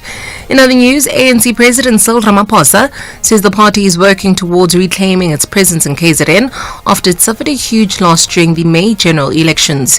The ANC President led a visit to the province by the ANC's National Working Committee over the weekend.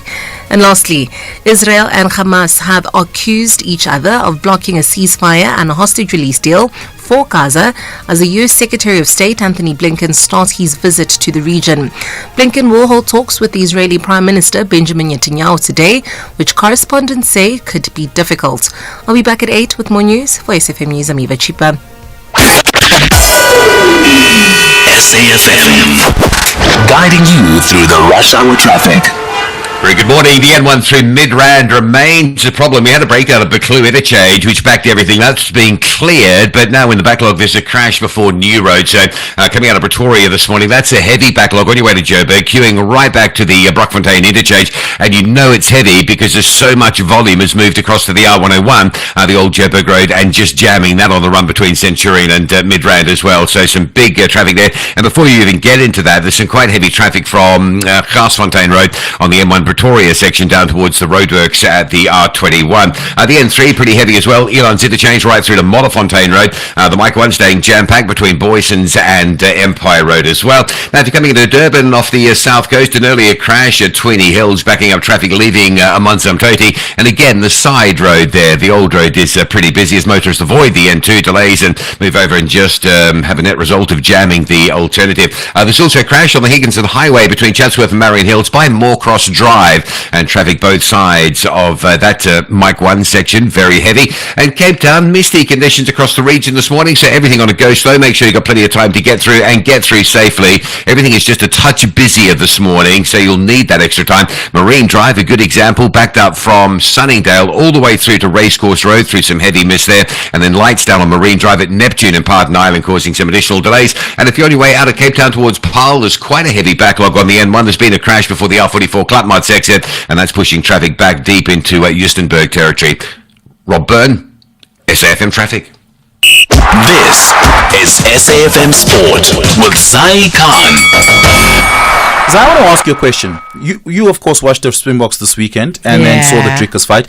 There were so many South Africans, right? Expats, right? In Perth. They were celebrating this.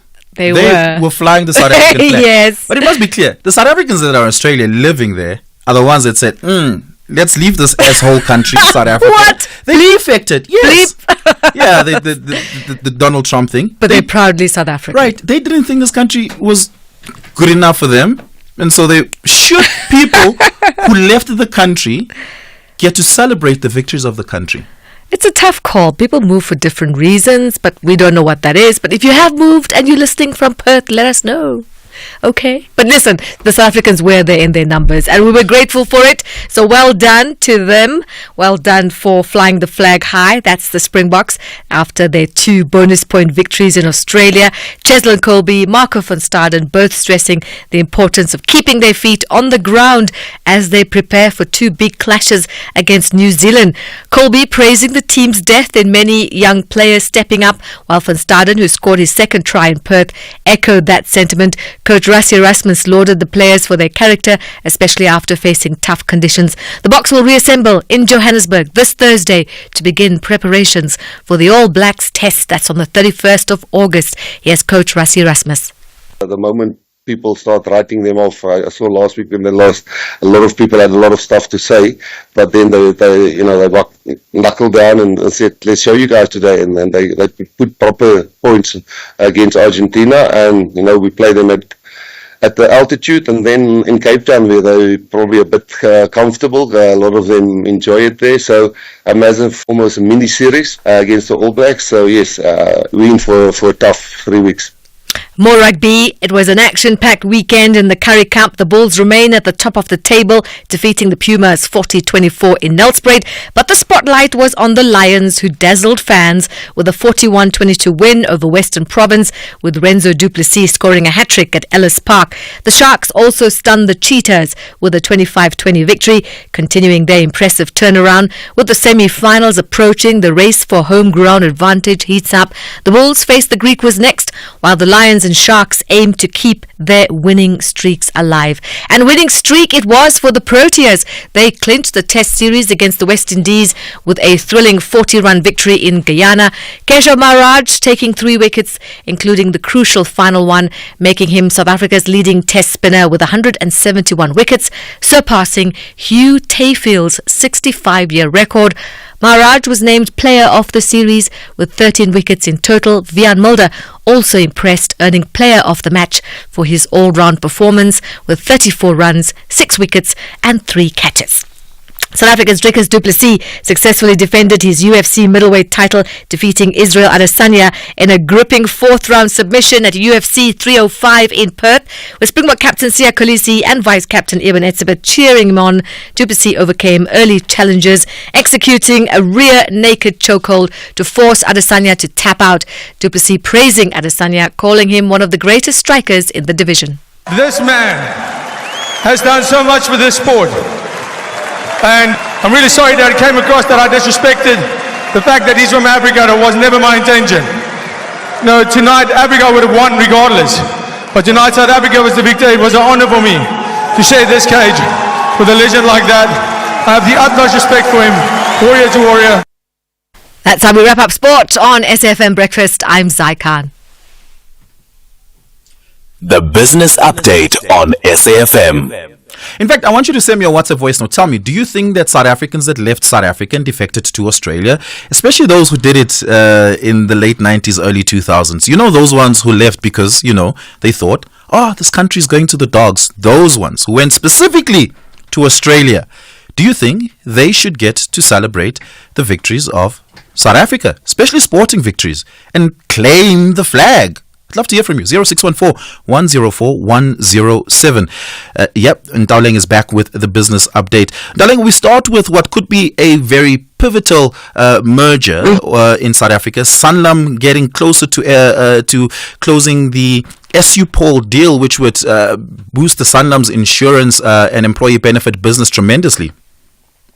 That's right. So the Competition Commission has given Sanlam the green light to acquire SApol, but it said the merged entity would not be allowed to retrench employees for 3 years after the implementation date. This, of course, in an attempt to calm concerns around job losses. Now, the deal initially announced in February has a price tag of about 6.5 billion rand, and will see Sanlam acquire the smaller rival through its life insurance division. Now, the Commission further said it believes that this deal won't reduce competition in that life insurance market or make it any harder for others to compete. Analysts in the meantime have backed the merger, saying of course it will make the company stronger and improve Sanlam's insurance offerings. Now, this is just one of many acquisitions for Sanlam since 2020, when CEO Paul Hanratty took over. The group has been aggressively expanding through acquisitions to strengthen its insurance divisions, even outside of the country, and looking at deals outside of South Africa. Yeah, and South Africa winemaker and spirits producer KWV, they want to expand their portfolio in what would become the second merger acquisition in the alcohol, winery and spirit space in the last 2 years. Of course, following that Heineken acquisition and merger last year. Of course, that's in a separate category altogether, but it seems like there's a lot of merger and acquisition action happening over there. Talk to us about KWV's plans to acquire Red Hard Rum. That's right. So M&A activity also taking place in the liquor market, as you've mentioned. KWV buying Red Heart Rum to expand its portfolio. This move was made possible with support from Vistori Beverages and funding from Masimong Group Holdings and R&B. Now, the move sees KWV venturing into rum. It further said that the acquisition strengthens its presence within the local market and is a key component of its strategic growth journey. According to insights from global data, the South African market accounts for nearly 43% of the African rum market size. The market registered a compound annual growth rate of about 1.3% during 2017 to 2022 and about 3% growth over 2021. The data also revealed that Red Heart Rum is one of the top 3 rum brands within the local market. Now, KWV hasn't disclosed the purchase price for Red Heart Rum, but the deal has been approved by the Competition Commission and is said to be finalized before the end of this week.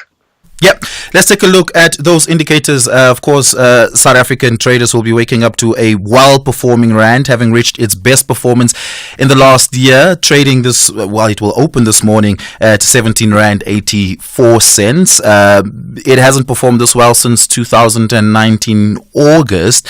What do we know about the factors impacting this? Is it external or internal?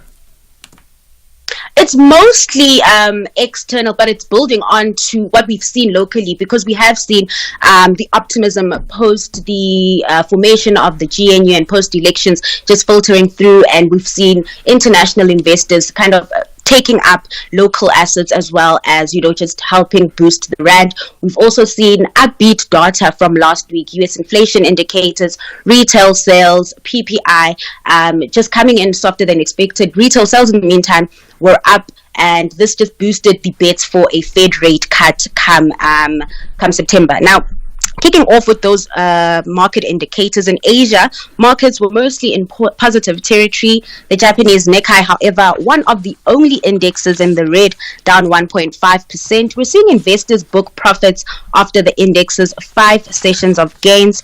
Meanwhile, China's Shanghai index is up close to 0.5%. There is some caution in markets ahead of Powell's speech later this week. Traders will be watching that closely for some clues on the Fed's monetary policy moving forward and Powell's comments on the US economy. Now, that uncertainty, that hesitation, also playing itself out in Wall Street. The futures only just in the green, sitting above the flat line. Back at home, the local market and currency powering through, as you mentioned, benefiting from the upbeat global sentiment. It'll be interesting to see whether that can be sustained as international traders take somewhat of a wait-and-see approach ahead of the Jackson Symposium. The JSE hit a record high on Friday. The all-share ended the day up 0.73% higher, while the rand clocked in 9 consecutive days of gains. It's currently trading at 17.82 to the dollar. And darling, thank you so much for that. Speak to you in the next hour. A little bit later on, we're going to be talking to SASSA about what is going on with regards to the application process for disability grants. Africa Update on SAfm. And it is time for the Africa Update with Advocate Sipho Mantula this morning. We're going to start out in Harare this morning, where the SADC summit is still underway. Advocate Mantula, what do we know about the discussions taking place there? Well, first of all, job Africa to the listeners. The 44th Ordinary Summit of SADC has just ended yesterday, Oliver. You understand that on Saturday it was a SADC day. Zimbabwe taking over from Angola, as well as Tanzania chairing the Troika now of peace, security and politics. Now, it is important that this SADC summit came up with many resolutions, but there are some multiple challenges facing the SADC region. The conflict in the Eastern DRC, the current mpox, and as well as the issues of the Middle East came out very clear. The question of also dealing with human rights issues in the SADC region, it does touch a bit, but also to thank Zambia for chairing the Troika and looking at the elections coming in Mozambique around October. So the SADC summit went very well, despite that, as we have said last week on the show, there were many human rights bodies that were lamenting about the freedom of engagement with the SADC summit, where they were not allowed by the government of Emmerson Mnangagwa. Yeah. Speaking of peace talks, Sudan, they're sending a delegation to Cairo to meet with the US and Egyptian mediators. Talk to us about that. You remember that there are talks going on in Switzerland, in Geneva, but it appears that the government of Sudan has opted to engage with Egypt and the U.S. in Cairo today, just to get their sense of the Jeddah process, that there was a process at some point of Saudi Arabia talks, but now they want to still give their views that they want to attend a Geneva peace process where you have United Arab Emirates being there and the rapid support forces. So it seems that they've got their own reservation in these peace talks that are taking place in Geneva. But it is also worrying because we have a humanitarian crisis on the ground. As people are moving to Geneva, we have a crisis back in Sudan. Yeah. And Malawi, their main opposition, they've made their first move in the lead up to next year's election, citing that their candidate will be former President Peter Mutharika. Professor Mutharika at the age of 84, I don't know whether they didn't have any option because he's been a president before from 2014 to 2020. But it appears his party endorsed his name yesterday to be a next candidate for September 2025 elections where he'll be facing Lazarus Chakwera.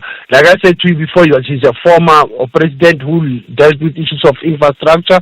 He was criticized for issues around corruption, cronyism, which he did deny actually at some point. But he also wants to align with the former party of the late Vice President Chilima, the United Transformation Movement. It seems he's not going for this election solo. He wants to go with coalition of the former late President Saulusa Chilima. Yep. And let's go over to Namibia. The Popular Democratic Movement, PDM, their leader, McHenry Vinani, says the party's goal in the upcoming elections is to reduce SWAPO's votes to under 40%. SWAPO, of course, being a liberation movement party over there. Its stalwart, Hage Geingob, having passed away. And the party now has to sort of reinvent itself, I would assume. That is quite true, but this opposition that they are challenging the Afro barometer survey that gives SWAPO almost 50.8% lead in this election. They are saying they will want to reduce that into 40%, and I think we have seen it lately in South Africa. It means that Namibia, this party says that it's a youth league, women's league, and elders council that the ones who wants to challenge the SWAPO's party in this election. Decisive that in 34 years of SWAPO being in power since 1990, you'll have this challenge that is happening of opposition trying to now challenge the governing party. And as we are looking on Namibia is also going for the elections this year. So we'll be focusing on Namibia, we'll be looking at Mozambique as well towards this year. Advocate Mantula, before I go to what's in the historical archives today, I just want to perhaps give you an opportunity. We will talk about this a little bit later on. We're going to be in conversation with the CEO of the Mzansi Philharmonic Orchestra, Bongani Tembe. We're going to commemorate and reflect on the announcement on the passing of Prof. Mushe Nkondo, who passed away yesterday. I know you were a great admirer of Prof. Mushe's work. Prof. Nkondo had flown the South African flag of intellectualism and Pan-Africanism around the world. In just 30 seconds, do you want to talk to that? No. Briefly, no, Oliver. I think I've worked with Professor Nkondo also in Venda when we had our session on the Middle East. We worked on African Renaissance, and as you said correctly, the literature space in arts and culture was one person who was trying to push for the indigenous languages to be represented in literature. So these are sad moments if you look at losing some of our elders in the liberation struggle and also in the arts and culture space. Yeah, and in our historical archives this morning, 19 August 1939, when South African composer and Pan-African musician Ntate Caiphus Semenya was born in Alex. But today he's 85 years old, and I got his message where he wanted to thank his ancestors, the Almighty, to say he's still alive. Babu Caiphus Semenya actually left South Africa in 1964, 6 years ago with Mela Tambuli, where they worked with Hugh Wahamasikela, Jonas Gwangwa, Memire Makeba, Nina Simone. And we will always call Brake our own Quincy Jones in South Africa in terms of his composition in the music. So Brake is turning 85 today, Oliver, and I think for our listeners' sake, they can listen to his first two albums, Listening to the Wind in 1982, Streams Today, Rivers Tomorrow, 1984. Asante Sana, Oliver, is still leading a conversation, SAfm, observing the Women's Month. Thank you so much for that, really do appreciate it. Speaking of someone turning 85, just last week, by the way, Mom Abigail Kubeka turned 85, and there was a massive celebration at the Joburg Theatre for her over the weekend on Saturday. It was perhaps the single best concerts I've ever attended. Brasipo Hotsticks Mabuze was in attendance over there. We had a great time catching up and just talking. And yeah, South Africa really has a great cohort of artists from that era. 85, man, that's an age I can only envy. 9 minutes to the top of the hour. Oscar and Emmy winner Kevin Costner is John Dutton, a sixth-generation homesteader and devoted father. John controls the largest contiguous ranch in the United States, operating in a corrupt world where politicians are compromised by influential oil and lumber corporations and where land grabs make developers billions. Shifting alliances, unsolved murders, open wounds, and hard-earned respect puts Dutton's property in constant conflict with those it borders, an expanding town, an Indian reservation, and America's first national park. Channel your inner drama with Yellowstone, Saturdays at 9:30 p.m. only on S3. Open up. S3. 18 teams are back on the hunting ground. No one wants a loss or a draw. They are all searching for maximum points in every encounter. This is the Bundesliga. Football as it's meant to be. Do not miss out on the 2024-2025 Bundesliga season. Catch the action live on Saturdays at 6:30 p.m. Live on SABC Sport on DTT Channel 4 and at your fingertips on SABC Plus. Also available on sabcsport.com. Hashtag We Love It Here. Proudly brought to you by SABC Sport. For the love of the game.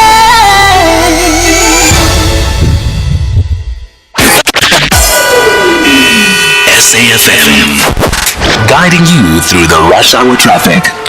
Couple of collision scenes holding up leading Ekurhuleni on the highways towards Joburg, one on the N12 at Craft Road. That's a pushback towards Jet Park and looking particularly heavy in from Boxburg. And there's been a crash on the N17 just by Osborne Road in the Wadeville area. So if you're coming in from the bottom of Boxburg or in from Springs and Brackpan, that's quite a delay to work through as well. The crash scene on the M1 South at New Road is being cleared, but it's left some very heavy Monday traffic from Bruckfontein interchange all the way down to New Road. And that's the second queue. The first queue is really from sort of Atterbury down towards the R21. N14, the Ben Scuban on your way to Pretoria, queuing up towards Eupheus Road as well.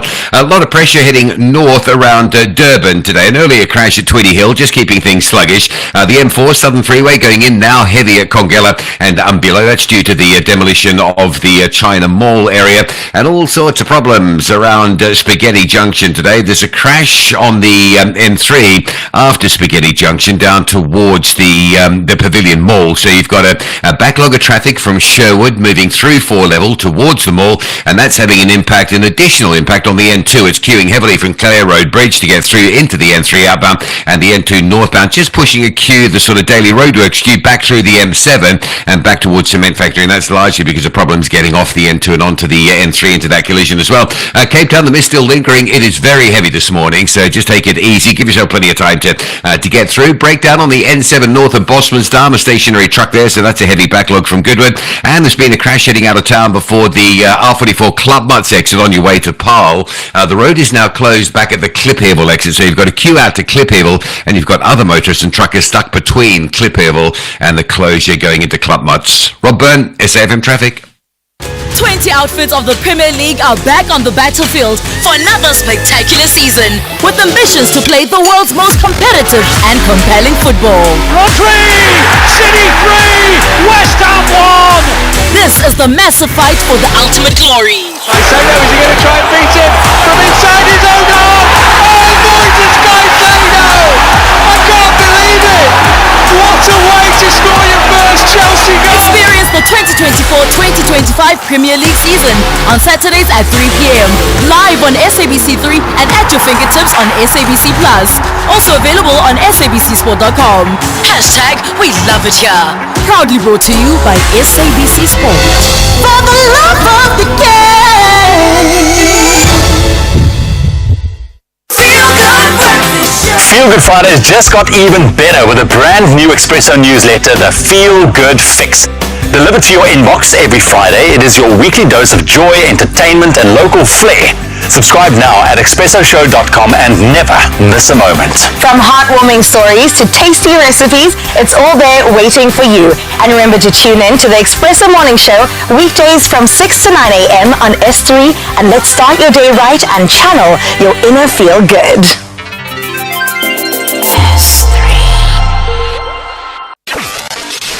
Across South Africa, online and on radio. SAfm, let's talk.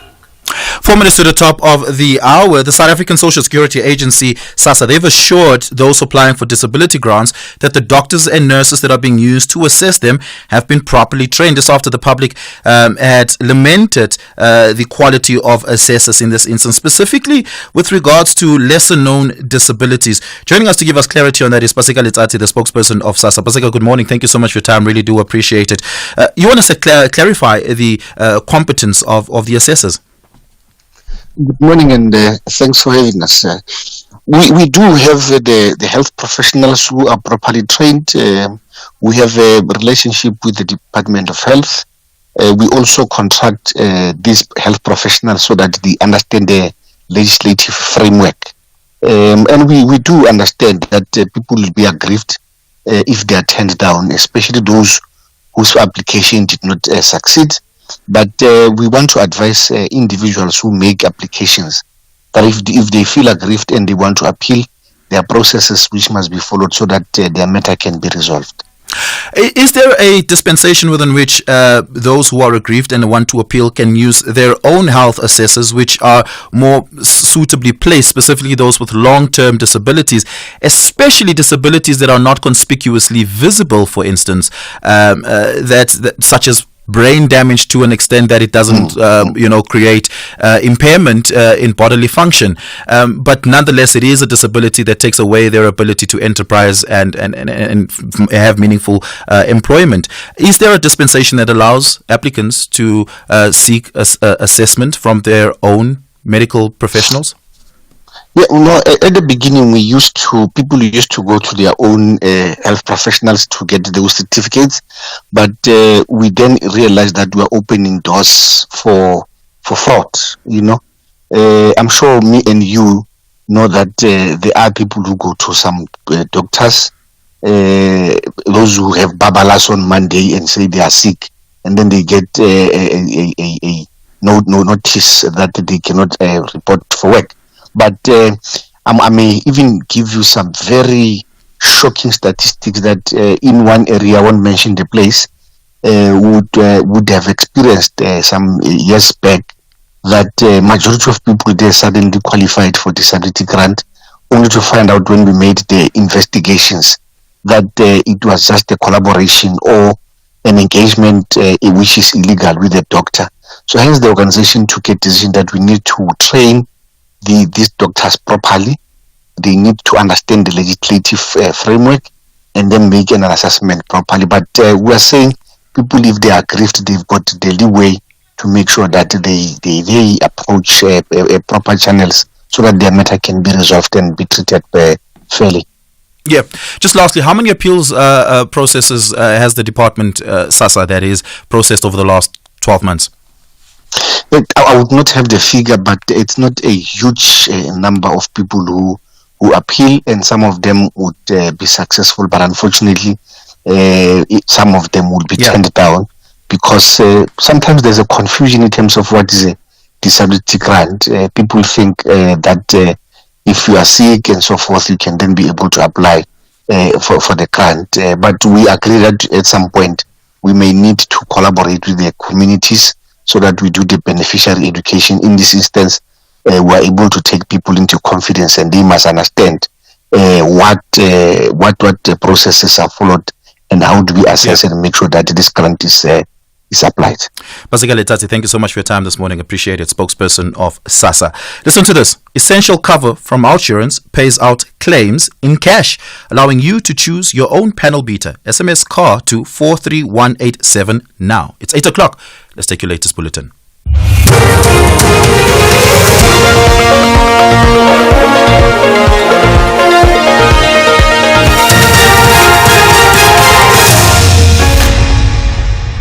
top stories for this hour. Former public protector gratuity application to be heard in court. And Israel and Hamas at loggerheads over ceasefire deal. Good morning, I'm Eva Chipa.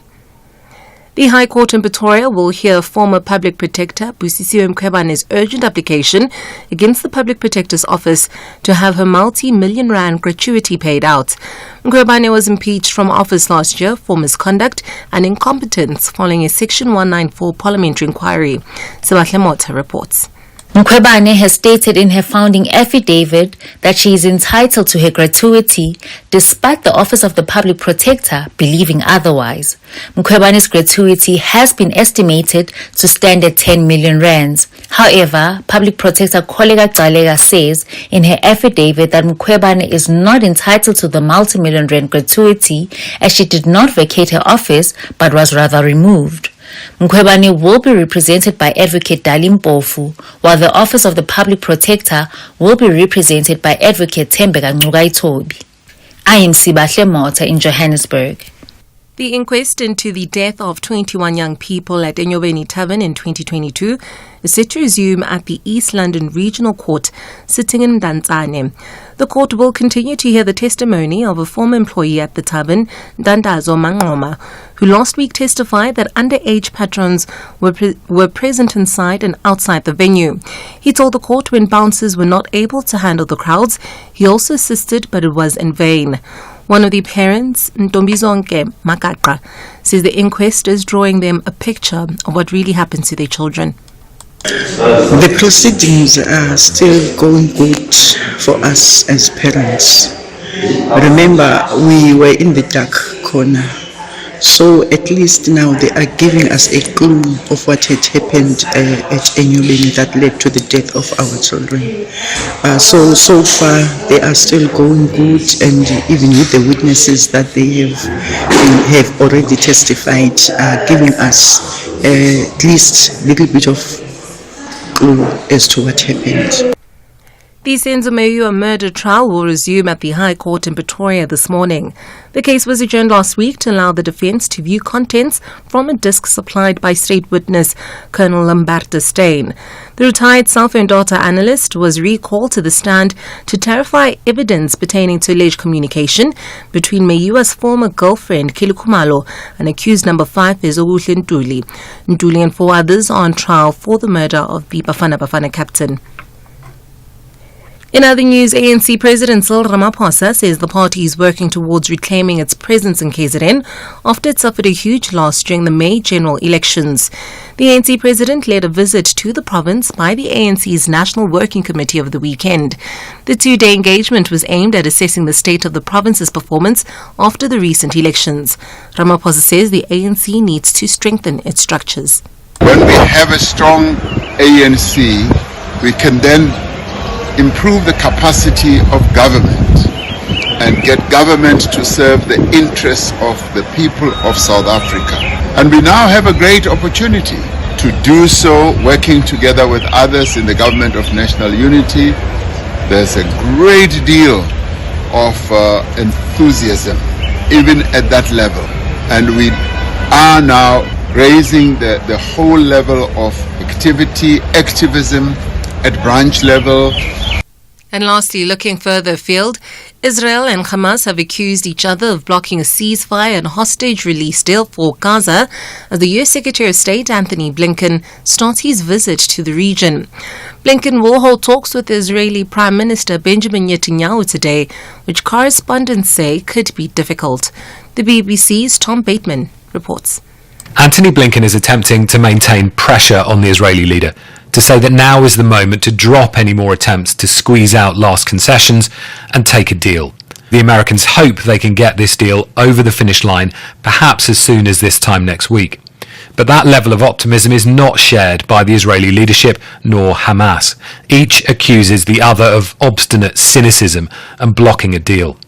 It is possible the public statements of defiance are mainly a negotiating tactic, but there is such significant enmity and distrust here that a week feels very optimistic for a breakthrough. Recapping the top story for this hour. The High Court in Pretoria will hear former Public Protector SAfm Breakfast's urgent application against the Public Protector's Office to have a multi-million rand gratuity paid out. I'll be back at the bottom of the hour for SAfm News. I'm Eva Cheaper. And that's the news for this hour. Theft, accident and 1 million rand liability cover, all covered by Outsurance Essential. Get a quote today. SMS CAR to 43187. Your car may be old, but thriving without insurance is a risk every time you're on the road. Don't take the gamble. Outsurance Essential is affordable insurance for older cars, giving you up to 1 million rand liability cover and loads more. Plus, claims are paid in cash so you can use your own panel beater. SMS Outsurance Essential is priced for cars older than 5 years, valued at 125,000 rand and not financed. SMS CAR to 43187 or call 08600 60,000 today. Licensed insurer and FSPs. T's and C's online. Standard rates apply. SAfm, guiding you through the rush hour traffic. Heavy on Joburg's N17 this morning. If you're driving to Joburg from Brackpowder Springs, a crash by Osborne Road in the Wadeville area, and that's quite a heavy queue to work through. Over in Durban, there's a lot of pressure around Spaghetti Junction this Monday. It's a collision just by Pavilion Mall, so the N3 out towards Pinetown and Peter Maritzburg's backlogging from Sherwood, and that heaviness on the N3 is just preventing a flow of traffic coming off the N2. So the N2 from Mgena Road going south and from the cement factory going north, jam-packed into the roadworks, but you've also got the complication of some very heavily backed up ramps to come off the N2 and turn basically into that crashing. N2 between Gateway and Kumashi is pretty heavily backed up both ways, particularly northbound. And if you're driving out of Cape Town, major alert this morning. N1 is closed at the Klipeville exit, and that's because of a crashing out before you get to Klapmat. So you've got a big backlog from Kraaifontein into the closure of Klipeville Road, and then you've actually got traffic that's stuck between Klipeville and Klapmat, unable to get past that scene. Use the R101, come off at Brackenfell or Kraaifontein. Use the R101, the old road, before you get caught on that N1. Rob Byrne, SAfm Traffic. Very good morning to you. In your SAfm Sports headlines, it's rugby. The Springboks are dominating Australia, sitting comfortably at the top of the world rankings and the Rugby Championship log. And Dricus du Plessis dominated UFC 305. We look at who's next to challenge South Africa's middleweight champ. Details around 8:30. Getting ahead of the morning with hashtag SAfm Breakfast. 8 minutes after 8 o'clock. My name is Oliver Dixon. Good morning and welcome to the third and final hour of SAfm Breakfast. Thank you so much for being with us. There are safety issues that have intensified amid staff shortages and overcrowding at the St. Albans Correctional Centre. We're going to be focusing on that a little bit later on in this hour. I do want to talk about this, and we will extensively later on in the hour talk about it as well. We have lost one of the greatest, most prolific thinkers in South Africa, one of our biggest, best and most important exports, and that is Prof. Mushe Nkondo. Professor Mushe Nkondo had passed away yesterday. His family had confirmed. This morning, President Cyril Ramaphosa had issued a statement expressing his sadness to the loss of Professor Nkondo. A little bit later in this hour, we're going to be speaking to Bongani Tembe, who had, over the last couple of years, worked very closely with Professor Mushe Nkondo. And then I'm going to be in conversation with Standard Bank in a very short while. We're going to be talking about the role they're playing in facilitating a trade relationship between Mpumalanga and Mozambique. The business connect between Mpumalanga and Mozambique promises very, very lucrative opportunities for inter-Africa trade. We'll be talking about that in a very short while. 9 minutes after 8. Winners, finalists, fan favorites, and viral sensations from previous seasons of America's Got Talent return to the stage to compete for the All-Star title. Join Heidi Klum, Howie Mandel, and Simon Cowell as they decide who is the best of the best. The creme de la creme, the top dog, is in Tamatota. It's a festival of talent on America's Got Talent All-Stars. Saturdays at 6:30 p.m. on S3. Channel your best entertainment with America's Got Talent All-Stars. Only on S3. Open up. It's Elimination Week on the Tastemaster Junior. This Tuesday evening at 7 on SABC2 as the bottom 6 bake to stay in the competition. It's all about desserts as the contestants recreate their versions of a family favorite, warm and comforting pudding. But will it be enough to impress the judges and earn them a spot in the next round? That's the Tastemaster Junior this Tuesday at 7. Repeat Wednesdays at 1 and Sundays at 4 p.m. Only on SABC2.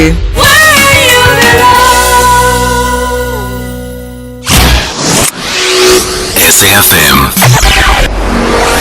Prime time all day long. Give us a call, 086 0002032. I'm taking your reactions to the conversations we've had here on the show. Let's speak to Bond in Gqeberha. Bond, good morning. Good morning, Oliver, and welcome briefly. Appreciate it. It is saddening to witness a visionary young organization that is for transformation in Africa being mired in this semi-crisis. I just want to say there are 3 life lessons that you can glean from this, from the newspaper reports. In all sectors of life, always treat one another well, number 1. Number 2, you must never take one another for granted. Number 3, and finally, always be modest in your approach in any new unit of responsibility or leadership that you undertake. Failing which, whatever you're trying to build will collapse or be weakened. This was the case in 1828 when half-brother Dingaan killed his own half-brother Shaka because of his brutality in the Zulu kingdom. Brother turn against brother. It's always going to happen. It's public knowledge that Julius, let's be frank, however much I like him, is a dictator. You see, it had to crumble. It had to crumble. Try to be modest, however good you are. Julius Malema is very good. I give him that. Only weakness is immodesty. Thank you. Thank you so much for that. Really do appreciate it. Let's have a listen at this WhatsApp voice note. Good morning. I think they have all the right to celebrate anything that South Africa achieves, because South Africa still claims tax from them, even though they don't stay in South Africa anymore. 12 minutes after 8. They have all the rights. I guess if you're a South African, you're South African, despite the fact that you thought that this country is no longer good enough for you and you've left. Doesn't change the fact that I guess your blood is green and gold. So, yeah, sure. Somebody else on Twitter said, no, it's absolute hypocrisy. What are your thoughts on it? 086 0002032, 13 minutes after 8. There's sponsoring a news feature. Then there's helping your clients make the news. Search Standard Bank Business and Commercial Banking to see how far they can take your business. The Mozambique and Mpumalanga Business Connect, spearheaded by Standard Bank, represents a pivotal move to enhance economic cooperation between Mpumalanga and Mozambique. This collaborative effort, involving the Mpumalanga provincial head Yassine Guman and his Mozambican counterpart Joani Rio Valente, is designed to deepen insights into regional economies and unlock significant business opportunities. Focused on the Maputo corridor, this collaboration seeks to boost trade and investment by highlighting the synergies between South African and Mozambican economies. It promises to offer new prospects for business to expand and thrive across borders. And of course, beyond economic growth, the initiative is designed to contribute to the broader social and developmental goals by enhancing business prospects and fostering regional prosperity. It supports sustainable growth and improved living standards. This initiative represents a significant opportunity to explore how strategic regional collaborations can drive meaningful economic and social advancements. It offers valuable insights into the future of trade, investment, and agricultural development in South Africa. And joining us for this conversation is Oscar Siziba, who is the head of business banking coverage at Standard Bank South Africa. Oscar, good morning. Thank you so much for joining us this morning. Really appreciate it. Why did Standard Bank see an opportunity for it as a banking partner to get involved in this bilateral trade engagement? Good morning, John. Good morning to your listeners, and thanks for the opportunity to engage with you. This was an exciting initiative in line with Standard Bank's strategy to drive trans-regional trade across the continent. The goals were quite clear, and I'm just going to mention 3 goals. One was to strengthen the economic ties between these businesses, allowing businesses to identify opportunities that they can capitalize on.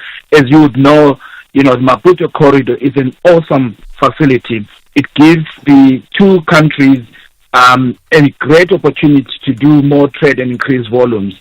The second goal was to facilitate trade. And I think if you travel around N4, you can see the amount of activity that is taking place. And thirdly, it was to explore investment opportunities for our clients in these three regions, in making sure that all these investment opportunities, they help to strengthen their businesses, they allow them to grow their business and ultimately improve the economic in those two regions. Yeah.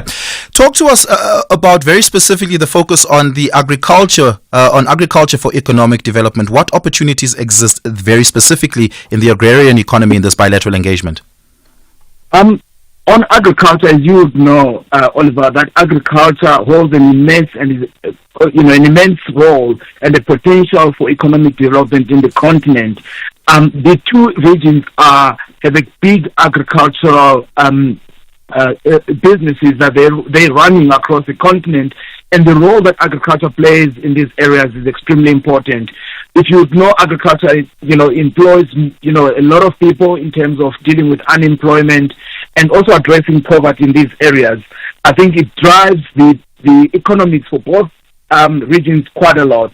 I think by highlighting agriculture in this connect, it was really aimed in how do we strengthen the relations and also the opportunities that exist in this sector, especially when it comes to best practices, use of technology, and also to promote sustainable practices that will enable the two regions to strive and ultimately address the issue around food security and food sufficiency and drive the economic growth in these two regions. Yeah.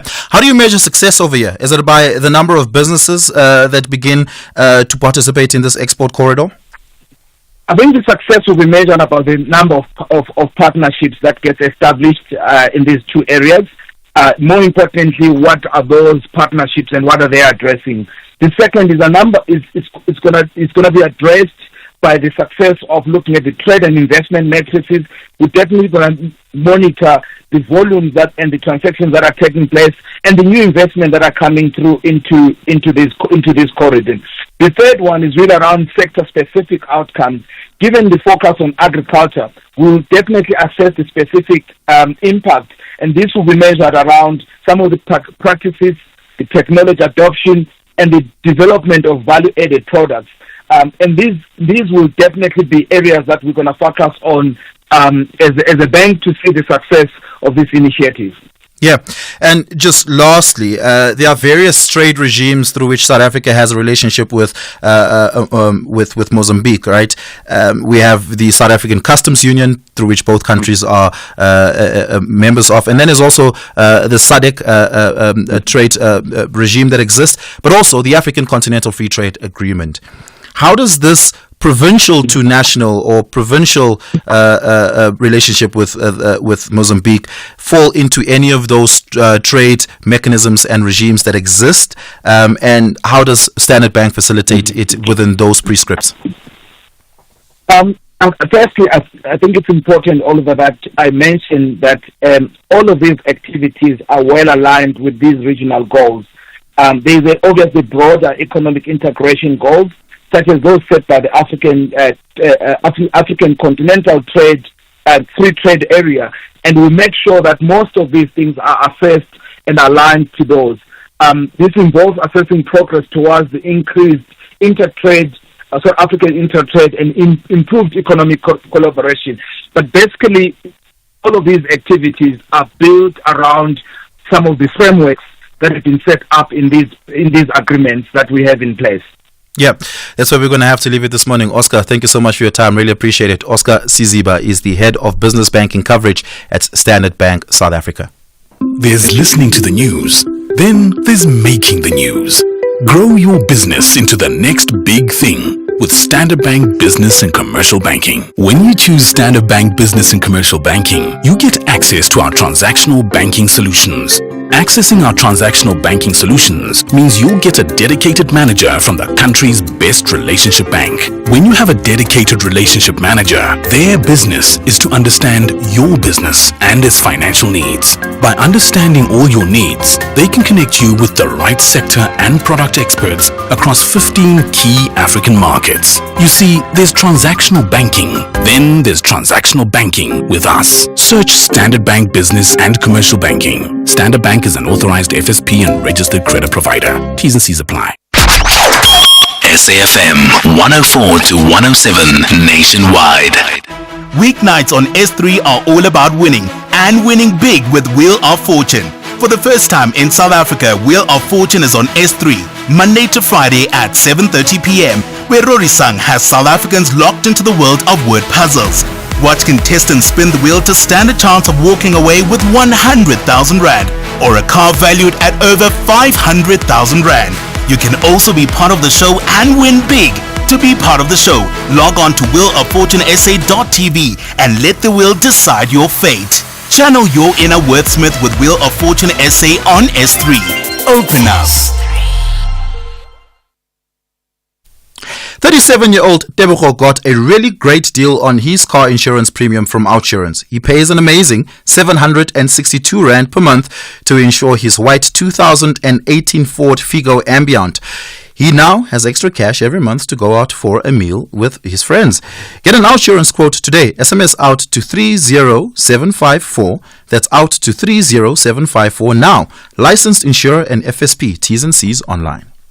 The Science of Life on SAfm. Interesting and exciting things happening at the University of Pretoria. The Faculty of Natural Agricultural Sciences, they've announced the development of a 570-hectare integrated agricultural high-tech, sustainability-focused research training and skills development facility to be known as SAfm at UP. It is designed to unlock the multidisciplinary future of agricultural research and development and is the first of its kind on the continent. The Dean of the Faculty of Natural and Agricultural Sciences at University of Pretoria, Prof. Barend Erasmus, joins us this morning. Prof. Erasmus, good morning. Thank you so much for your time. Really do appreciate it.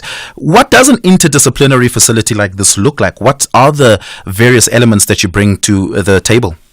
Good morning, Oliver, and good morning, SAfm. Thanks for the opportunity.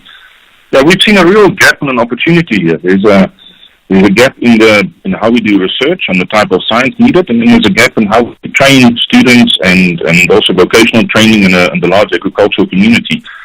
So we think at this particular facility will be anchored by a high precision feed mill. So this is where you take the raw material, maize, soy, and so on.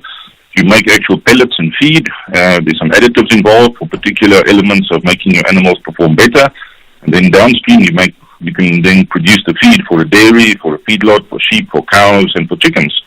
So so it's a physical facility, but with animals. But in the back end, we've got a data-intensive backbone to make sure that we track progress. We can do detailed research, and we're very excited about this opportunity. If anyone's interested, if you ever take the November 4 and N4 East towards Bombela, or I want to get to the Cullinan Toll Plaza, look north to your left. That's where we're going to develop this facility. Yeah. How multidisciplinary is it truly? What if I am a BA philosophy student doing my honors or my masters and I want to embark on a research study considering the ethical consideration on livestock fertility experiments and new technologies on fertility implementation and impact? That doesn't fall in the hard sciences. It's an ethical consideration. It's pure philosophy. Is Farm at UP going to take me? Well, for sure. The University of Pretoria and the faculty itself, just in the name, you can see we're already cross-disciplinary natural and agricultural sciences. And for us to work across disciplines is not a new mechanism. This is just something we already do out of necessity to solve the problems of our age. But we've already got animal welfare research going on with a number of partners.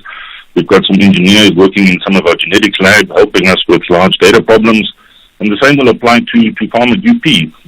Why Farm at UP is a really good platform for this cross-cutting work is we're looking at the entire agricultural value chain. So it's everything from the production of the raw material all the way through to the consumer science at the end and the preferences of consumers for the products we produce. So So anywhere in that agricultural value chain, we've got opportunities for students and researchers, not just from the University of Pretoria, but also from industry and from other universities to come and join us in this exciting venture. Yeah, please expect my application for a supervisor at the end of the day. I'm kidding, but perhaps to ask this: this facility, of course, will is one that will expand over time. The more uptake there is to it, but what is the uptake and intake going to be like in terms of numbers, and how much money is being invested into that? Yeah, so we've had many different discussions with many different industry partners, and there's significant interest. So over the last year, what we thought was a small, focused idea we expanded as we realized what the real interest and needs of the industry were. So we foresee this to be an 8 to 10 year project in the long run, but we've got some very concrete commitments already for the first phase one. The first phase is a feed mill, it's a dairy, and then also a chicken production facility. So that's the initial one. This is around about 130 million rand problem, and together with the commitments from the industry and the commitments from the University of Pretoria itself, we're about 3/4 of the way there. That's why we launched it. We're now at that point where we have enough commitments to make this project feasible, and if all goes well, we should be breaking ground in the first semester of 2025. Yeah. Talk to us about some of your partners there. Burla South African is involved over there. Biotech Industries, they're involved. And these are all big players in the agri-space. Who are some of your other partners making this facility possible? Yeah, so we've got obviously we've got a high-tech laboratory attached to it to analyze feed and performance, so agri-enviro solutions.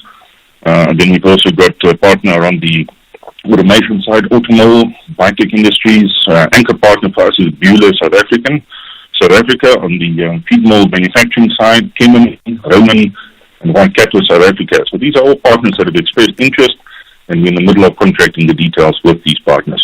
Yeah. Prof. Barent Erasmus, thank you so much for your time this morning. Really do appreciate it, and all the best with this facility. It truly is a needed intervention in South Africa's agri-tech space. Thank you very much, Oliver. We look forward to it, and we'll let you know once we've got something to launch and a banner to snip. Then you'll also be invited. Thank you very much. That would be fantastic. 27 minutes after 8. Let's take a listen at some of your reactions. Call us on 086 000 2032. Good morning, team. No, all of those South Africans who left in the late 90s, even in the mid 90s after 1994, I don't think they should claim our flags simply because they just thought they were too better for this country, which is why they left this country. They thought they were too smart, so they shouldn't claim our flag. Thank you. Hi, Oliver. To answer your question, I think yes, we should allow those people who went to Perth and Australia to celebrate South Africa's achievement. I think it is the least we can do. I'm sure that some of them will eventually return back home. They are still South Africans if they say so themselves. But if they ditched us and they don't want anything to do with us, so be it. Jabuchilwan in Mkondo.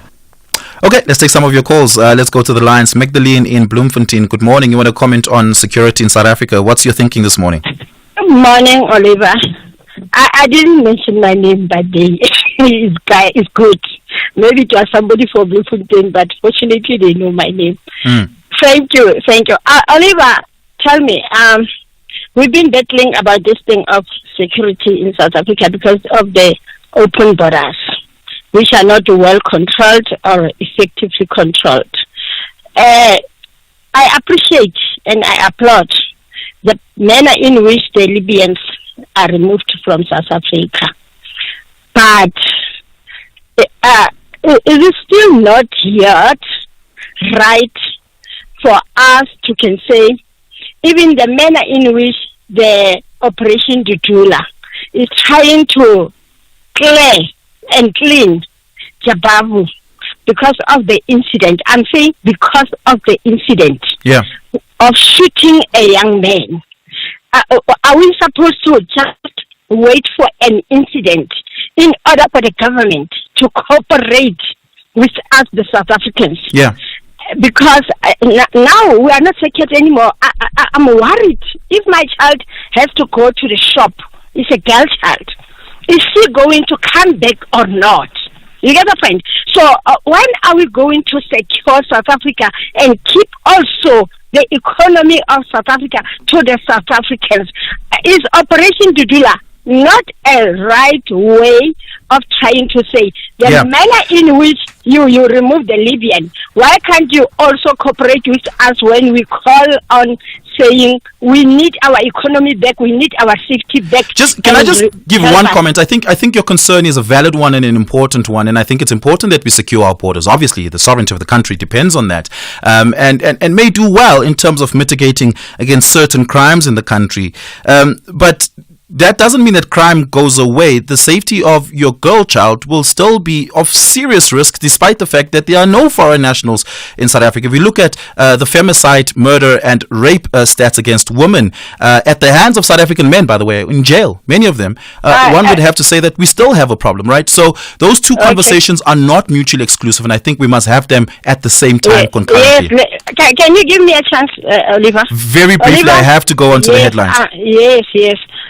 During apartheid time, we didn't experience much of this because the borders were closed and maintenance of the police were in a high way, in a high operation. So can't we just go back and do what we're supposed to do in South Africa in order to maintain our economy and our safety? Okay, Magdalene, we're going to have to leave you there. Thank you so much for your call. Appreciate it. 31 minutes after 8 o'clock. Let's take your latest headlines.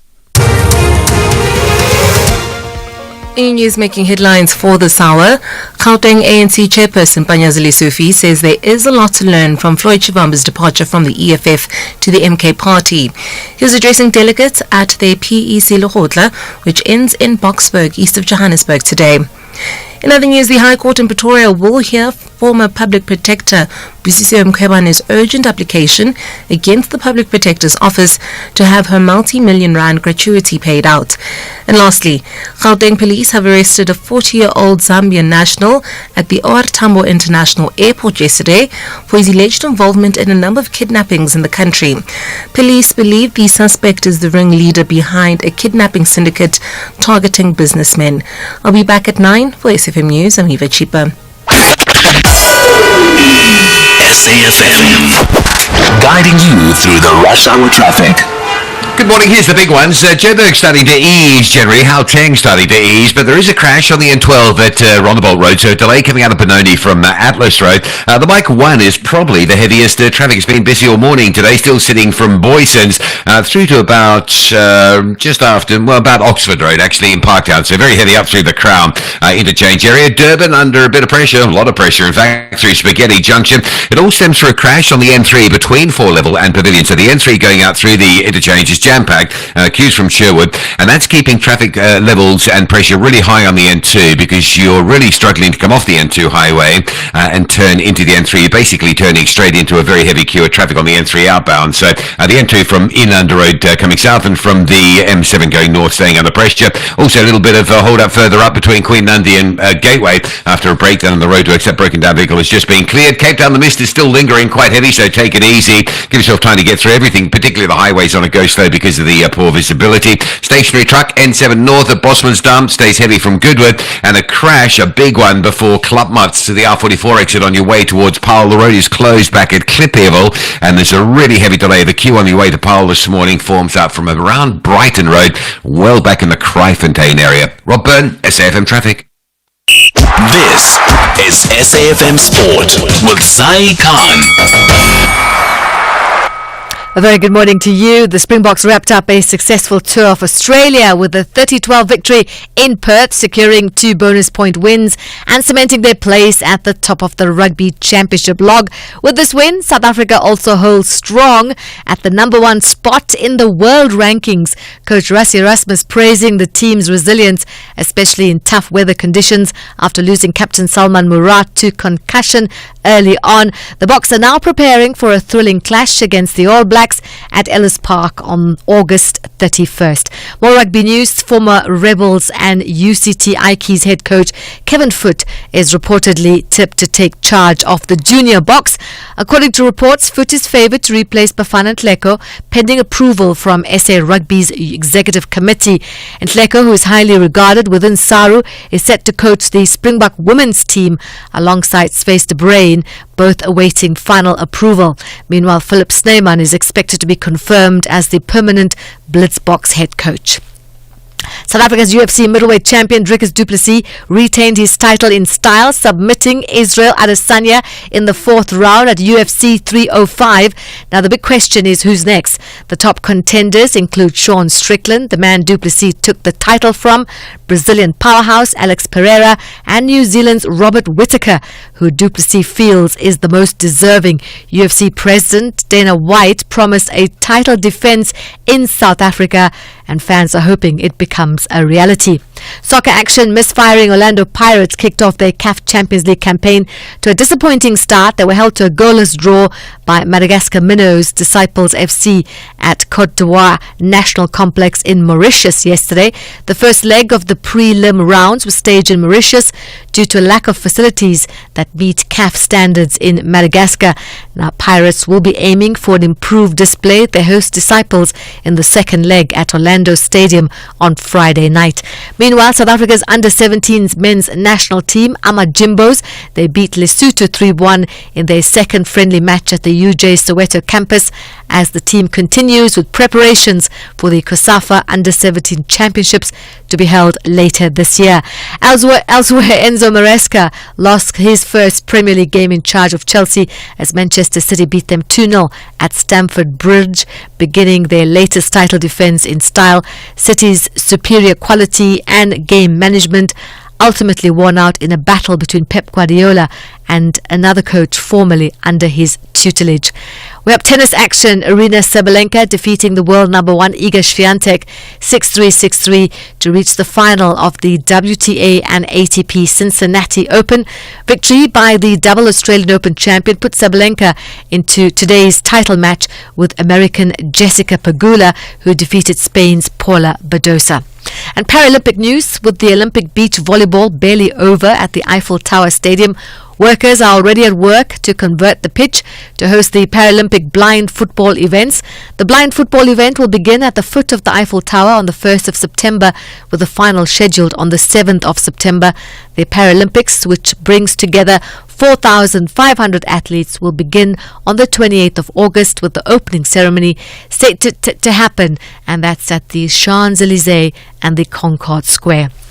And finally, cycling. After almost 1,000 kilometers of racing, Kasia Niewiadoma clinched the Tour de France Femme title by just 4 seconds.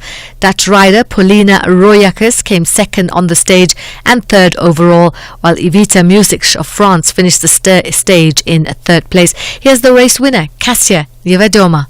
On Alpe d'Huez, I knew that I just had to pace myself smart and give my best in the last 5Ks just to minimize the gap as much as possible. And to be honest, for a second I lost the faith that I could still do it. And then in the radio they were screaming so much in the last 2Ks. So to be honest, I've gone through such a terrible time on this climb. I hated everything, to then arriving at the finish line and learning that I won Tour de France, which is insane. More sport here on SAfm around 12:30 with John Hediger. I'm Zaikan. The business update on SAfm. It is just over 20 minutes to the top of the hour. We bring you the latest and last business update here on SAfm Breakfast. And we start off with breaking news this morning. Ari Rothenbach, the CEO of ABSA, will no longer be the CEO of ABSA. The group announced this morning that he will take early retirement from the 15th of October. Well, he'll do a 6-month gardening leave period after that. Did this come as a shock, Ndaulen? This hasn't really come as a shock to markets, considering the kind of backlash that Rautenbach has faced. Rautenbach doesn't even talk to media as much. Now, as you mentioned, a big change at the helm for Absa, Ari Rautenbach taking early retirement. This comes as the lender has been dealing with tons of governance issues over the past few years. Insider Charles Russin will be taking up the top spot in October on an interim basis. Russin is currently the CEO of Absa CIB. Now, this makes Russin the fifth CEO at Absa in close to 5 years, further suggesting that there is trouble brewing there and that there isn't a succession plan in place. Now, Absa has been caught up in many transformation storms, the most recent one being reported by Business Times, where there were senior black executives confronting Rautenbach over critical senior appointments and the planned removal of the head of the group's Africa operations. Shareholder activist organization Just Share also slamming the lender recently, raising questions about female representation at executive level. Now, at the group's recent AGM, Rautenbach defended the group's transformation credentials, saying hiring and promotion practices at Absa were geared towards improving diversity. Now, the announcement comes alongside its first half results, where it reported a decline in earnings. Now, Oliver, when compared to other lenders like Nedbank and Standard Bank that were out with results over the past few weeks, Absa has really been the laggard of the group. Yeah, of course, issues of race, transformation and diversity of Absa reared his head when Daniel Minele, who was Rautenbach's predecessor, had left Absa after a fallout with the board. Daniel Minele, of course, former deputy governor, was at Absa for a very, very short time. One would have to wonder if Absa needs to call a special shareholder meeting to talk about its internal issues and really face it head on.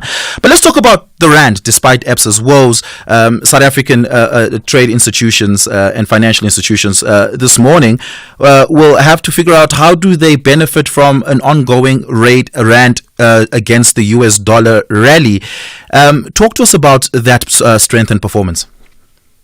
Now, the rand has been steadily recovering, as you mentioned, this year, from levels of about 19 to the dollar around the first quarter to about 17.85 at the moment. Now, at these levels, the rand is, of course, the best performing emerging market currency so far this year.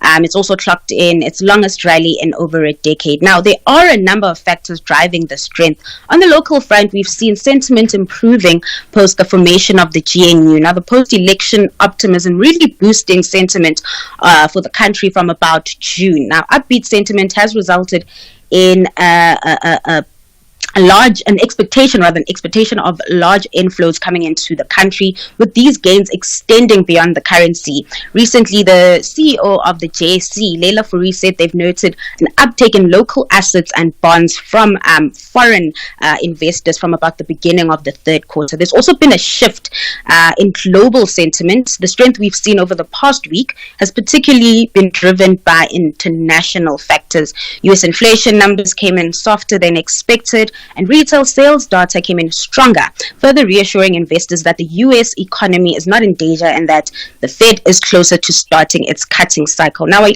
higher interest rate environment boosts the dollar, and a lower interest rate environment weighs on the greenback. So with Fed bets rising, what we've been seeing over the past few days is a softer dollar, which then filtered through to the rand, helping it trade higher.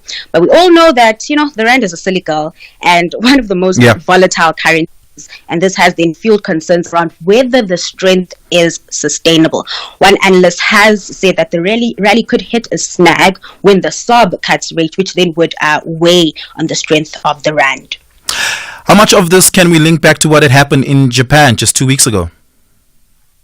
So what had happened in Japan, right? What we saw there was the Bank of Japan hiking rates unexpectedly. And what happened there, that then fueled that global market sell-off. And then what happened post that market sell-off is that we started seeing improved data from the US, and those US recession fears kind of being alleviated. And that then kind of filtered through to the local, not necessarily the local currency, but rather the local assets, because what we were seeing was traders kind of pulling back from buying assets as there was more volatility in the market. And then, of course, when the data out of the US started filtering through, we then saw more investors turning positive on assets, which then boosted overall sentiment, which then filtered through to the JSE. Now, if you remember, the global market sell-off didn't even really affect the local markets as much. I think that week we had lost about 3% within trade, or rather in terms of returns, we'd lost about 3%. Whereas when you look at what had happened in Japan, what had happened in Asian markets, what had happened in US markets, they had even lost more in terms of returns. Yep. And just lastly, give us those market indicators, 30 minutes, 15 actually minutes to the markets opening this morning. What are we looking at globally and domestically? So the JSE is poised for an upbeat start. Markets will be digesting numbers from Absa, MTN and Tungela Resources. So lots to chew on locally. The Rand in the meantime still trading stronger, sitting comfortably under that 18 Rand level to the dollar. Looking at global markets, all eyes are on Jerome Powell as he prepares to deliver a speech that will touch on the US economy and monetary policy moving forward. With that, we've seen traders take somewhat of a wait-and-see approach, with Asian markets quite mixed and US futures just above the flat line. Darling Lichele, thank you so much for that and all the best. Have a fantastic day. It's Elimination Week on the Tastemaster Junior this Tuesday evening at 7 on SABC2 as the bottom 6 bake to stay in the competition. It's all about desserts as the contestants recreate their versions of a family favorite, warm and comforting pudding. But will it be enough to impress the judges and earn them a spot in the next round? That's the Tastemaster Junior this Tuesday at 7. Repeat Wednesdays at 1 and Sundays at 4 p.m. Only on SABC2. SABC Sport, the proud broadcaster of the Olympic Games Paris 2024, celebrates Team SA medalists. Oh, this is close! Sabine and the South Africans finally get a medal with the silver, and at last, Akani Sabine is an Olympic medalist. I'm really pleased for Sabine. Everyone has been wishing for a medal for me, and I've got my medal now. I'm really happy with getting the medal. For the love of the game.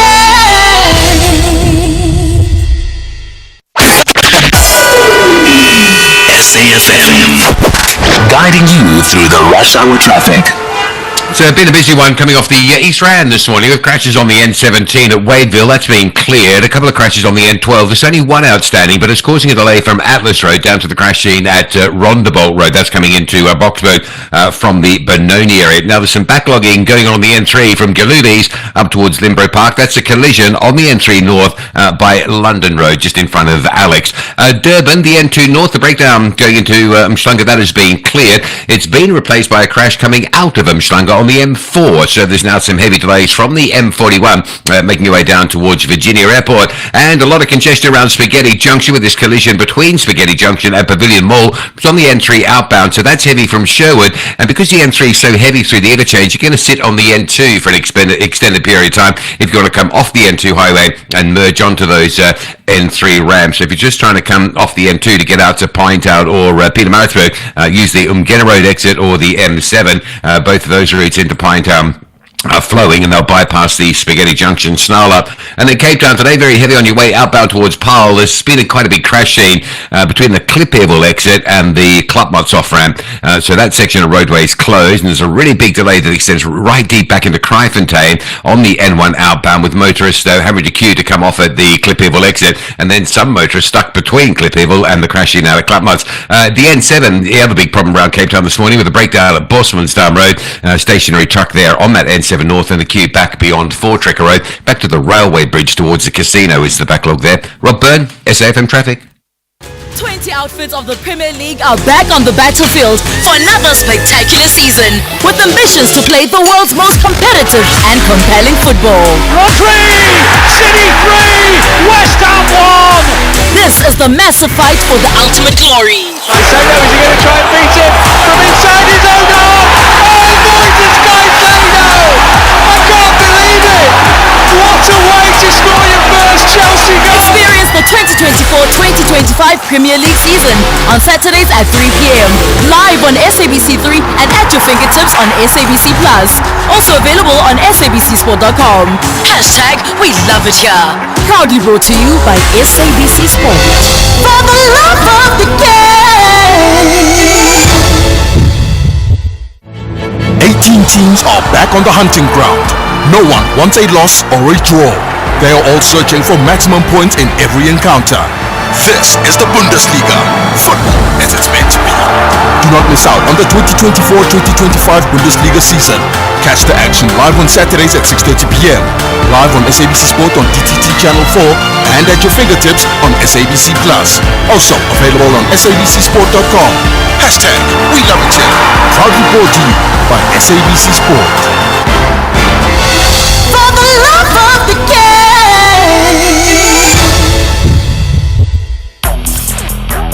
Conversations that you connect with and react to. SAfm. 10 minutes to the top of the hour. For about 8 or 9 months every single year, I go to the Linde Auditorium at the Witwatersrand campus in Parktown, Johannesburg, and I attend an orchestral performance, oftentimes with the Johannesburg Philharmonic Orchestra, or sometimes by the Mzansi Orchestra. And without fail, every single week, I see a statue and an unmissable presence of a baobab tree. And that has been the presence of Professor Moses Musha Nkondo.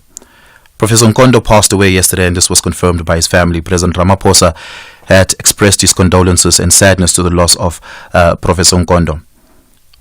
Professor Nkondo served as the Vice Chancellor for the University of Venda between 1994 until 2005, and the Deputy Vice Chancellor of the University of the North preceding that. He has traveled the world and taught at every prestigious institution you can think of: Harvard University, Oxford, Northeastern in Boston, Western University in Chicago, Colorado, University of Connecticut, and the list goes on. In fact, if I'm not mistaken, I think Professor Nkondo was the first black African to go to Oxford, where English originates from, to go and teach English to English people.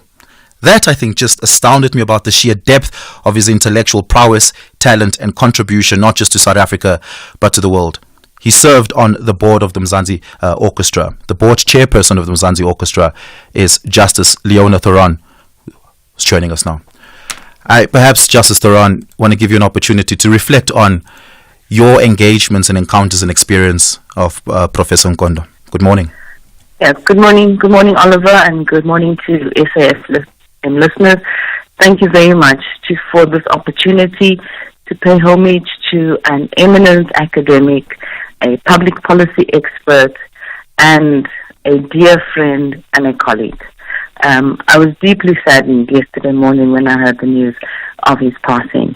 And let me start off first by conveying the condolences of Mzansi, the board, the staff, the orchestra members, to his wife, his children, his grandchildren, and great-grandchild. The board of Mzansi, the staff, the orchestra, all of us had a deep respect for Prof, as we affectionately called him. And Prof's family's loss is Mzansi's loss. In fact, Professor Nkondo's passing is a loss to our nation, and as he also mentioned, to the world.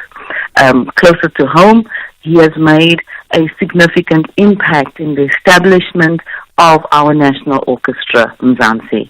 We have benefited tremendously from his intellect and from his passion for arts and culture.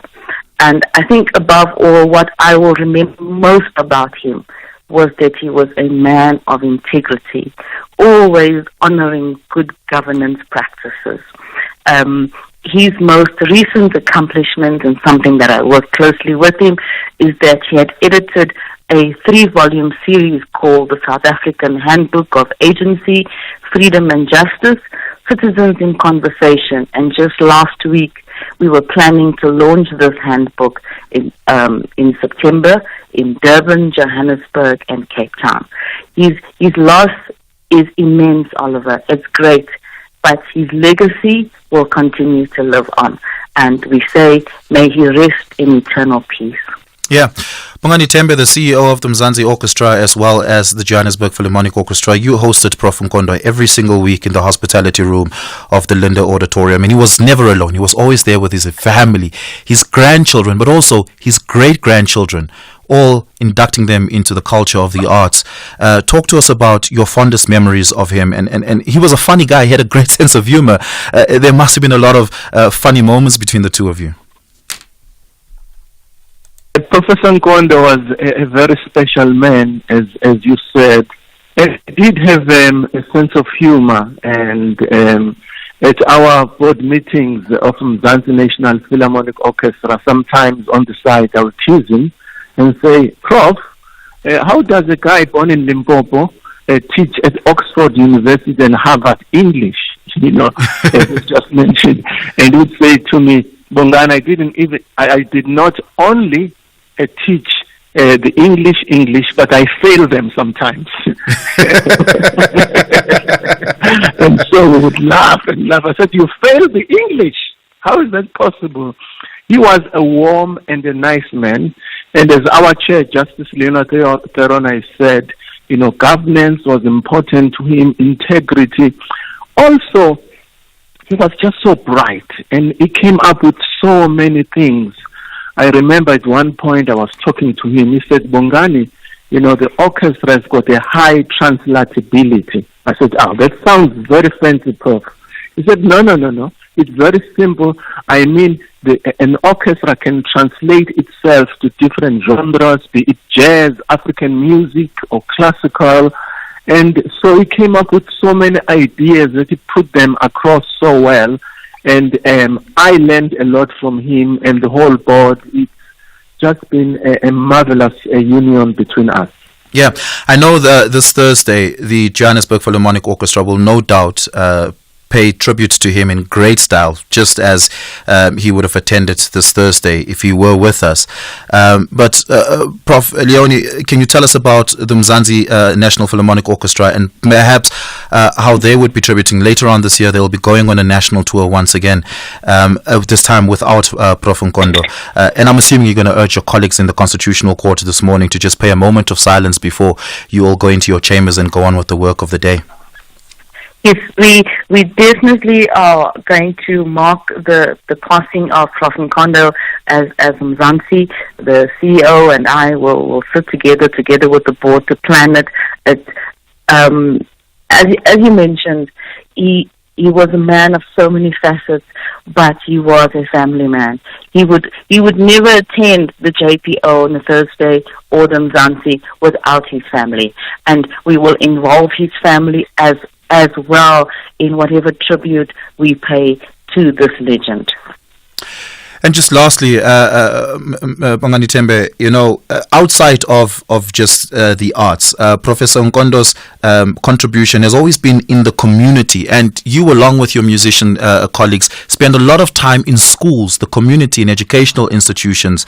How important were those activities for him?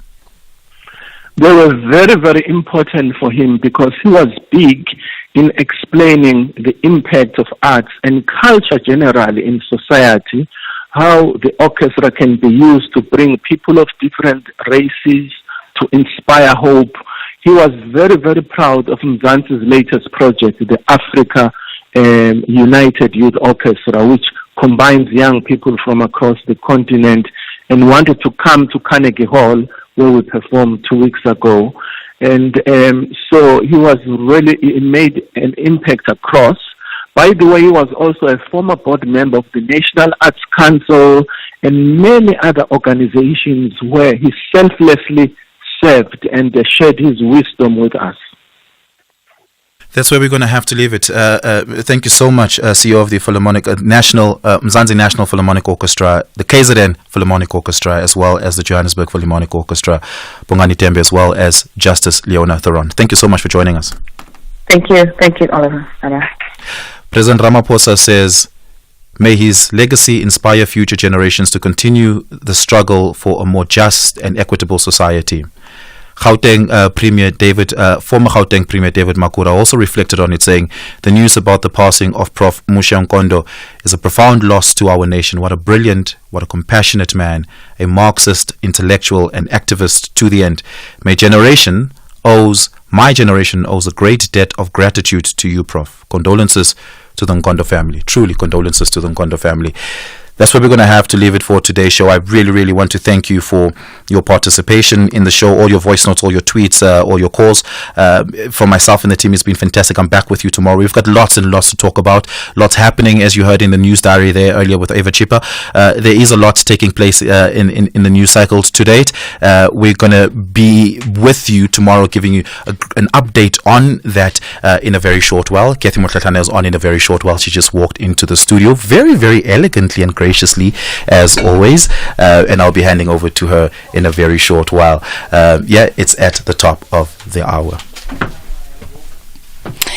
Well, good morning, Oliver. Our essential cover from Archurance pays out claims in cash, allowing you to choose your own panel beater. SMS car to 43187 now.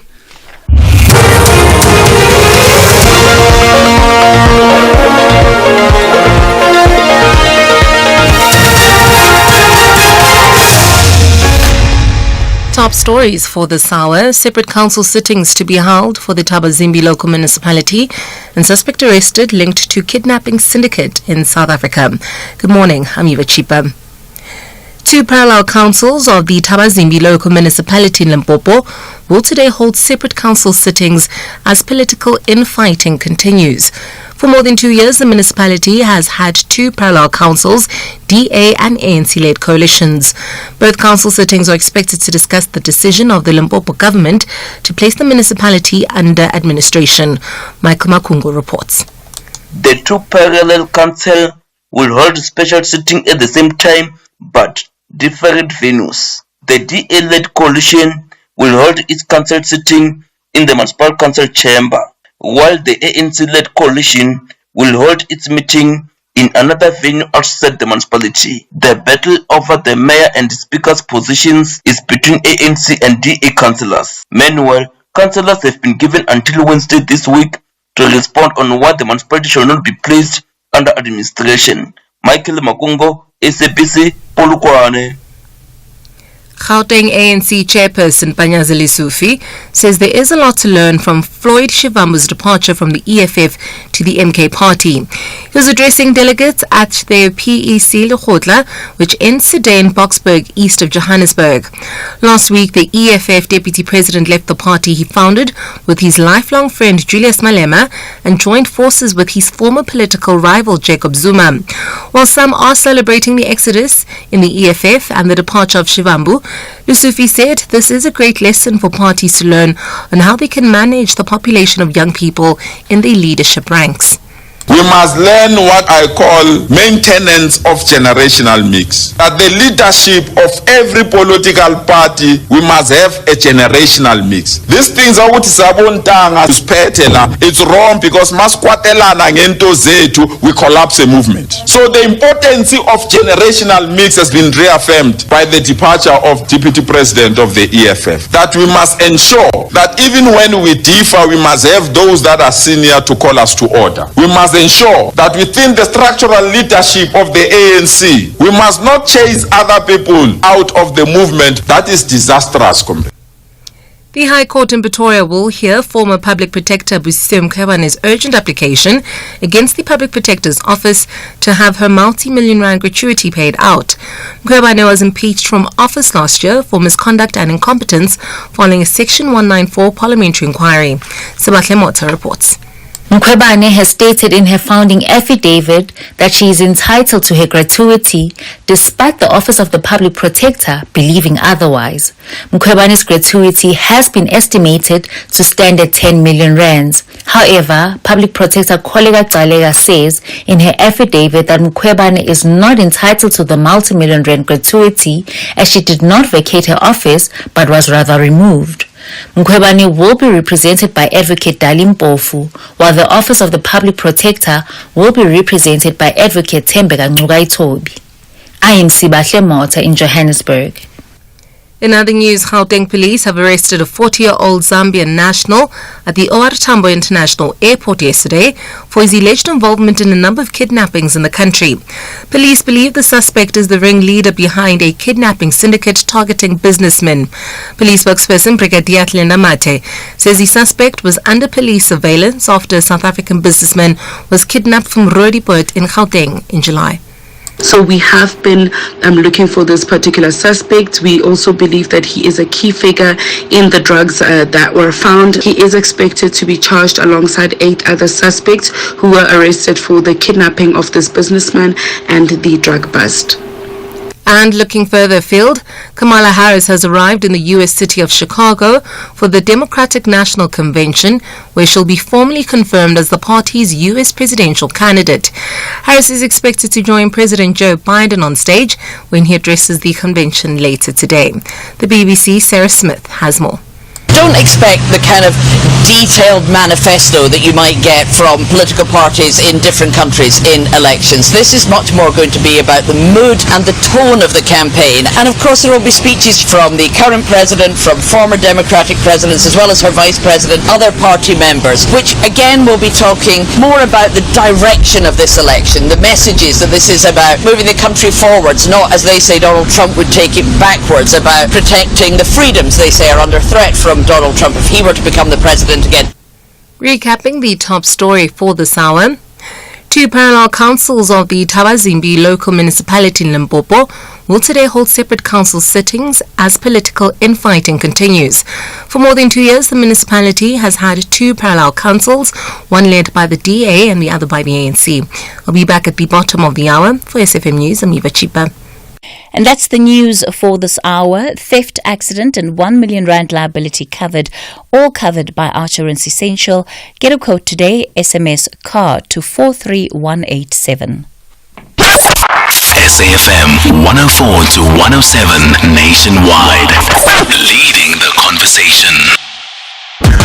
Catch me, Bonang Mateba, on a fresh reality series that showcases the business behind being a business. Get to experience an intimate look at my life with family, personal growth, and my mission to uplift young women. Jet with me as we prepare to crown a lucky chaser. Be grounded, be entertained, and be dazzled. Monday, 6 p.m. on S3, it's a date with you and B. Catch Bedazzled by Bonang on S3 every Monday at 6 p.m. Every day, our children are exposed to relentless marketing of unhealthy foods where they live, learn, and play. This aggressive marketing of unhealthy foods to children can shape their eating habits and food preferences for the rest of their lives. I'm your host, Crystal Audison. Is Big Food stalking our children?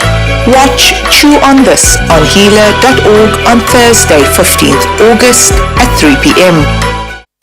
Our Tugs have a great plan to illustrate that they are not just intelligent students in class, but on the field of play as well. Meanwhile, the Zuma-based outfit want nothing except for 3 points to run away from the unpleasant zone. The capital city confronts eThekwini. This is the Hollywood Bet Super League. Catch the Mzansi Queens of the beautiful game. University of Pretoria Ladies FC versus Lindelani Ladies FC on Sunday, 25 August at 11 a.m. Live on SABC Sport on DTT Channel 4. Also available at your fingertips on SABC Plus and SABCSport.com. Hashtag We Love It Here. Brought to you by SABC Sport. For the love of the game. Your own panel beater is like your favorite holiday destination. Not everyone's top 10, but perfect for you. Assurance gets it. That's why with Assurance Essential, your claim is paid out in cash to use your own panel beater. Also, get up to 1 million rand liability cover and other great benefits at a low cost. Assurance Essential is priced for cars older than 5 years, valued under 125,000 rand and not financed. SMS car to 43187 or call 08 600 60,000 today. Assurance is a licensed insurer and FSP. T's and C's online. Standard rates apply.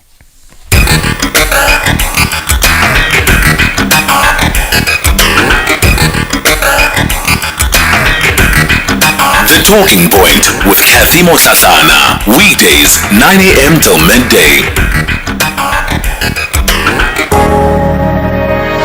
In 1996, we adopted the White Paper on Arts and Culture, the first time just 2 years after independence. It was framed quite comprehensively within the new democratic dispensation and tried to deal with the legacies of apartheid in its own way. But we knew into the policy process, so we did some fine things, but we made some mistakes. One thing we have learned is that we have a major problem, perhaps what one would call the elephant in the room, is that there is excessive dominance of Western values and Western principles. And even when you look at the funding of the sector, almost 60% of the funds go into Western art forms. Now this time we are going to decolonize the sector. By that we mean making sure that we control the excessive influence of Western forms, and we begin to say, let us integrate African cultures, African knowledge systems within the curriculum of the policy, within that, within the public policy space, to make sure that, consistent with our constitution, African culture are given the prominence that it has to do, of course, with self-definition, with self-assertion. It has to do also with African dignity. But ultimately it has to do with who takes responsibility for making decisions about us. We have ourselves to define ourselves. We have to relate to ourselves and how we relate to the world. We are not saying, however, that Western art forms don't have their own value. They have their own value. They've made tremendous contribution to civilization around the world. But surely African civilization has a part to play.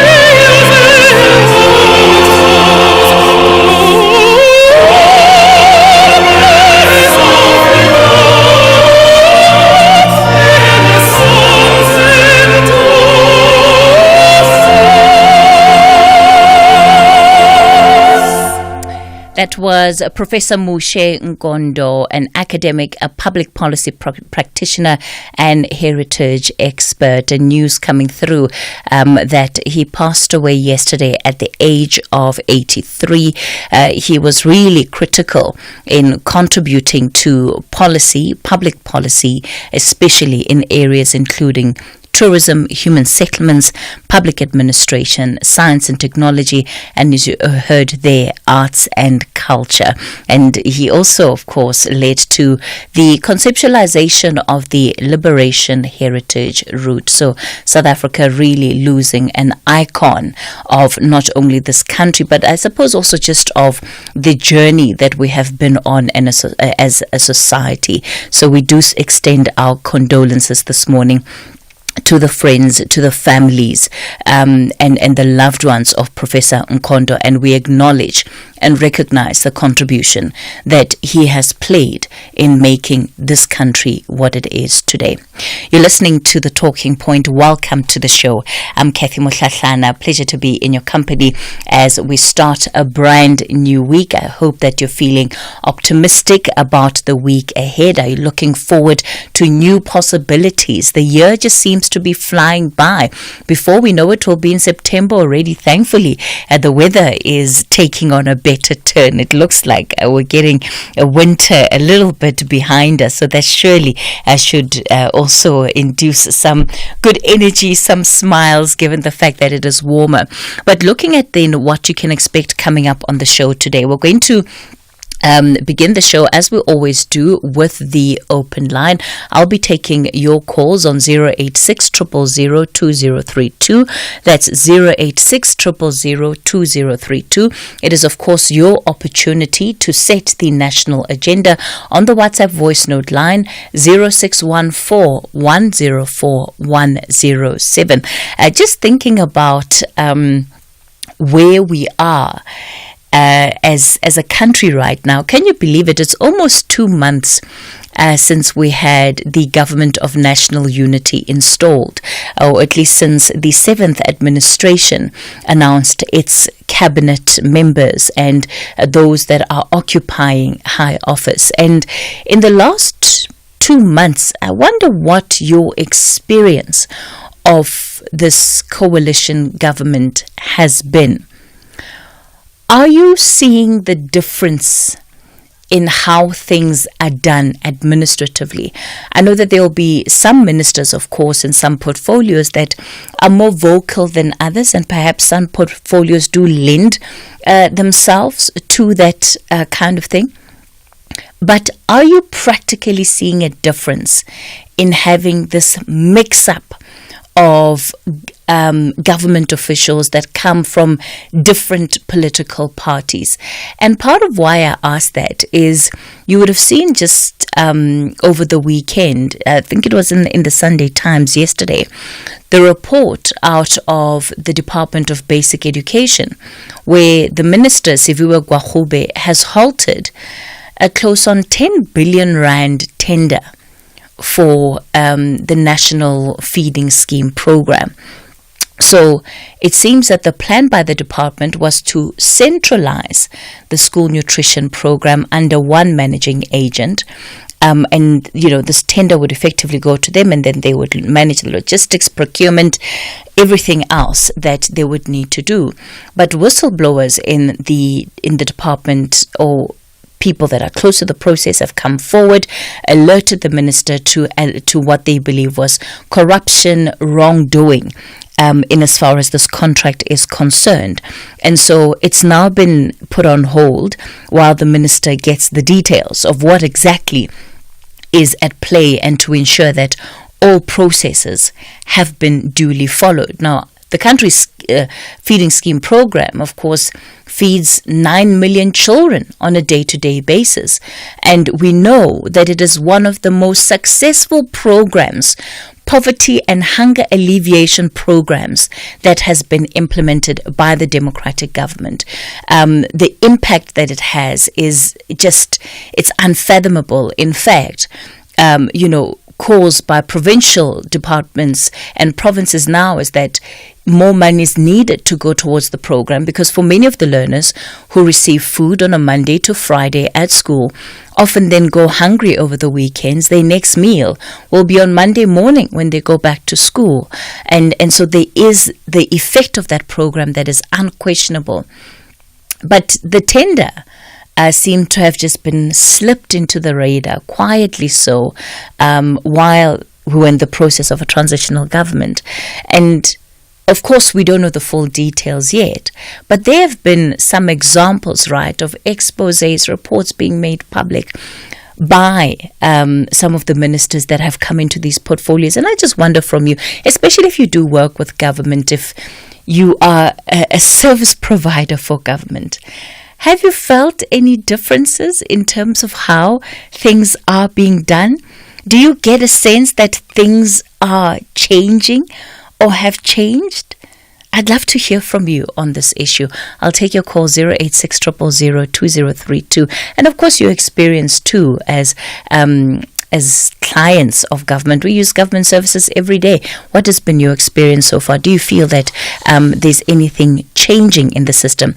Coming up on the show today, we're going to be looking at the role of men in advocating for gender equality in the workplace. That's going to be our conversation for the second hour of the show as we continue to mark Women's Month. Professor Bonang Mohale will be joining us for that conversation alongside Buhle Hanise, who is a chartered accountant and president of the African Women Chartered Accountants. And coming up in the final hour of the show, we will be then looking at SADC and how SADC is being accused of ignoring human rights abuses in Zimbabwe.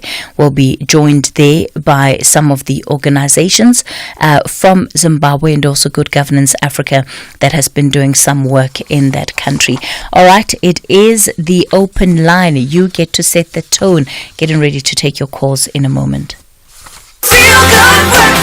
Feel Good Fridays just got even better with a brand new Espresso newsletter, the Feel Good Fix.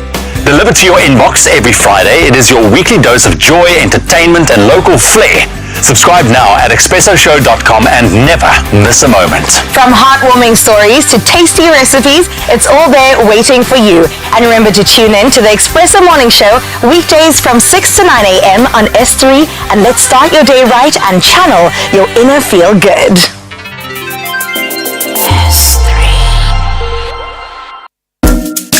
SAfm is celebrating its 88th birthday, and what better way to celebrate than with you, our loyal listener. We will be giving away 8,800 to 10 lucky listeners during the month of August.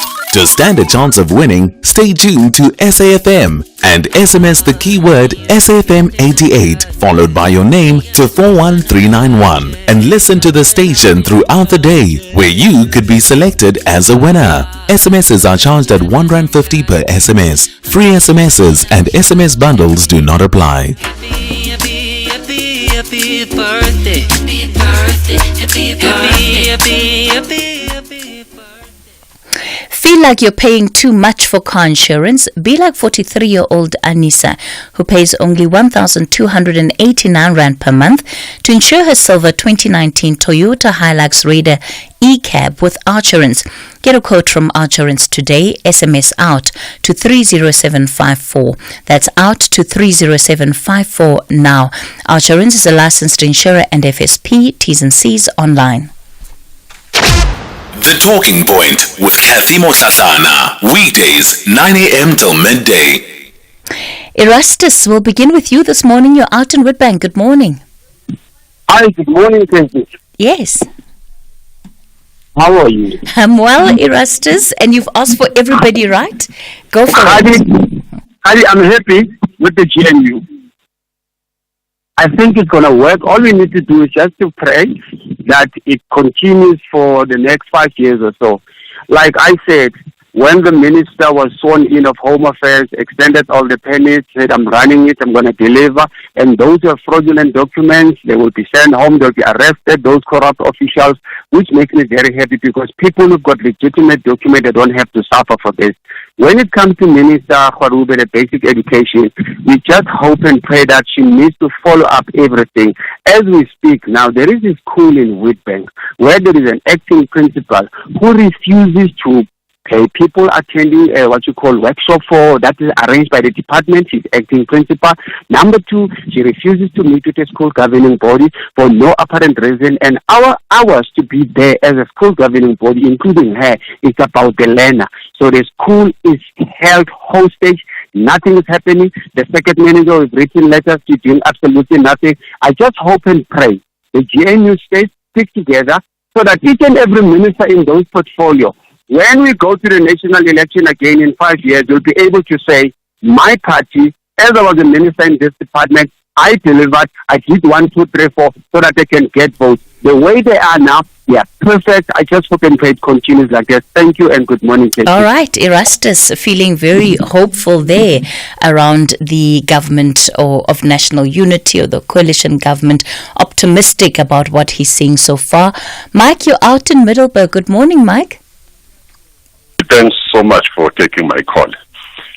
Yeah, Katie, I want to impress upon the question you raised last week. I suddenly developed appetite for it because it was raised over and over. I think during who's your colleague who stood for you? I think it's KG. Yes.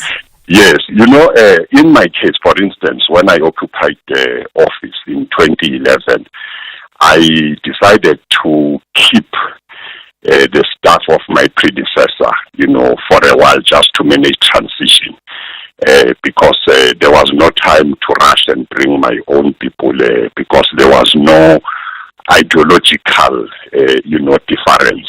It was just, taking over from a colleague.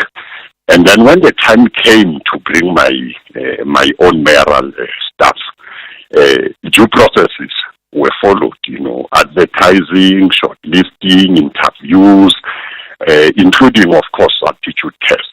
So the matter of just bringing a CV without going through these processes, in my view, is unlawful.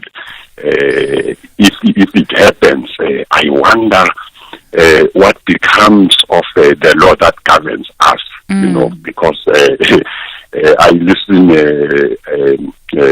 with interest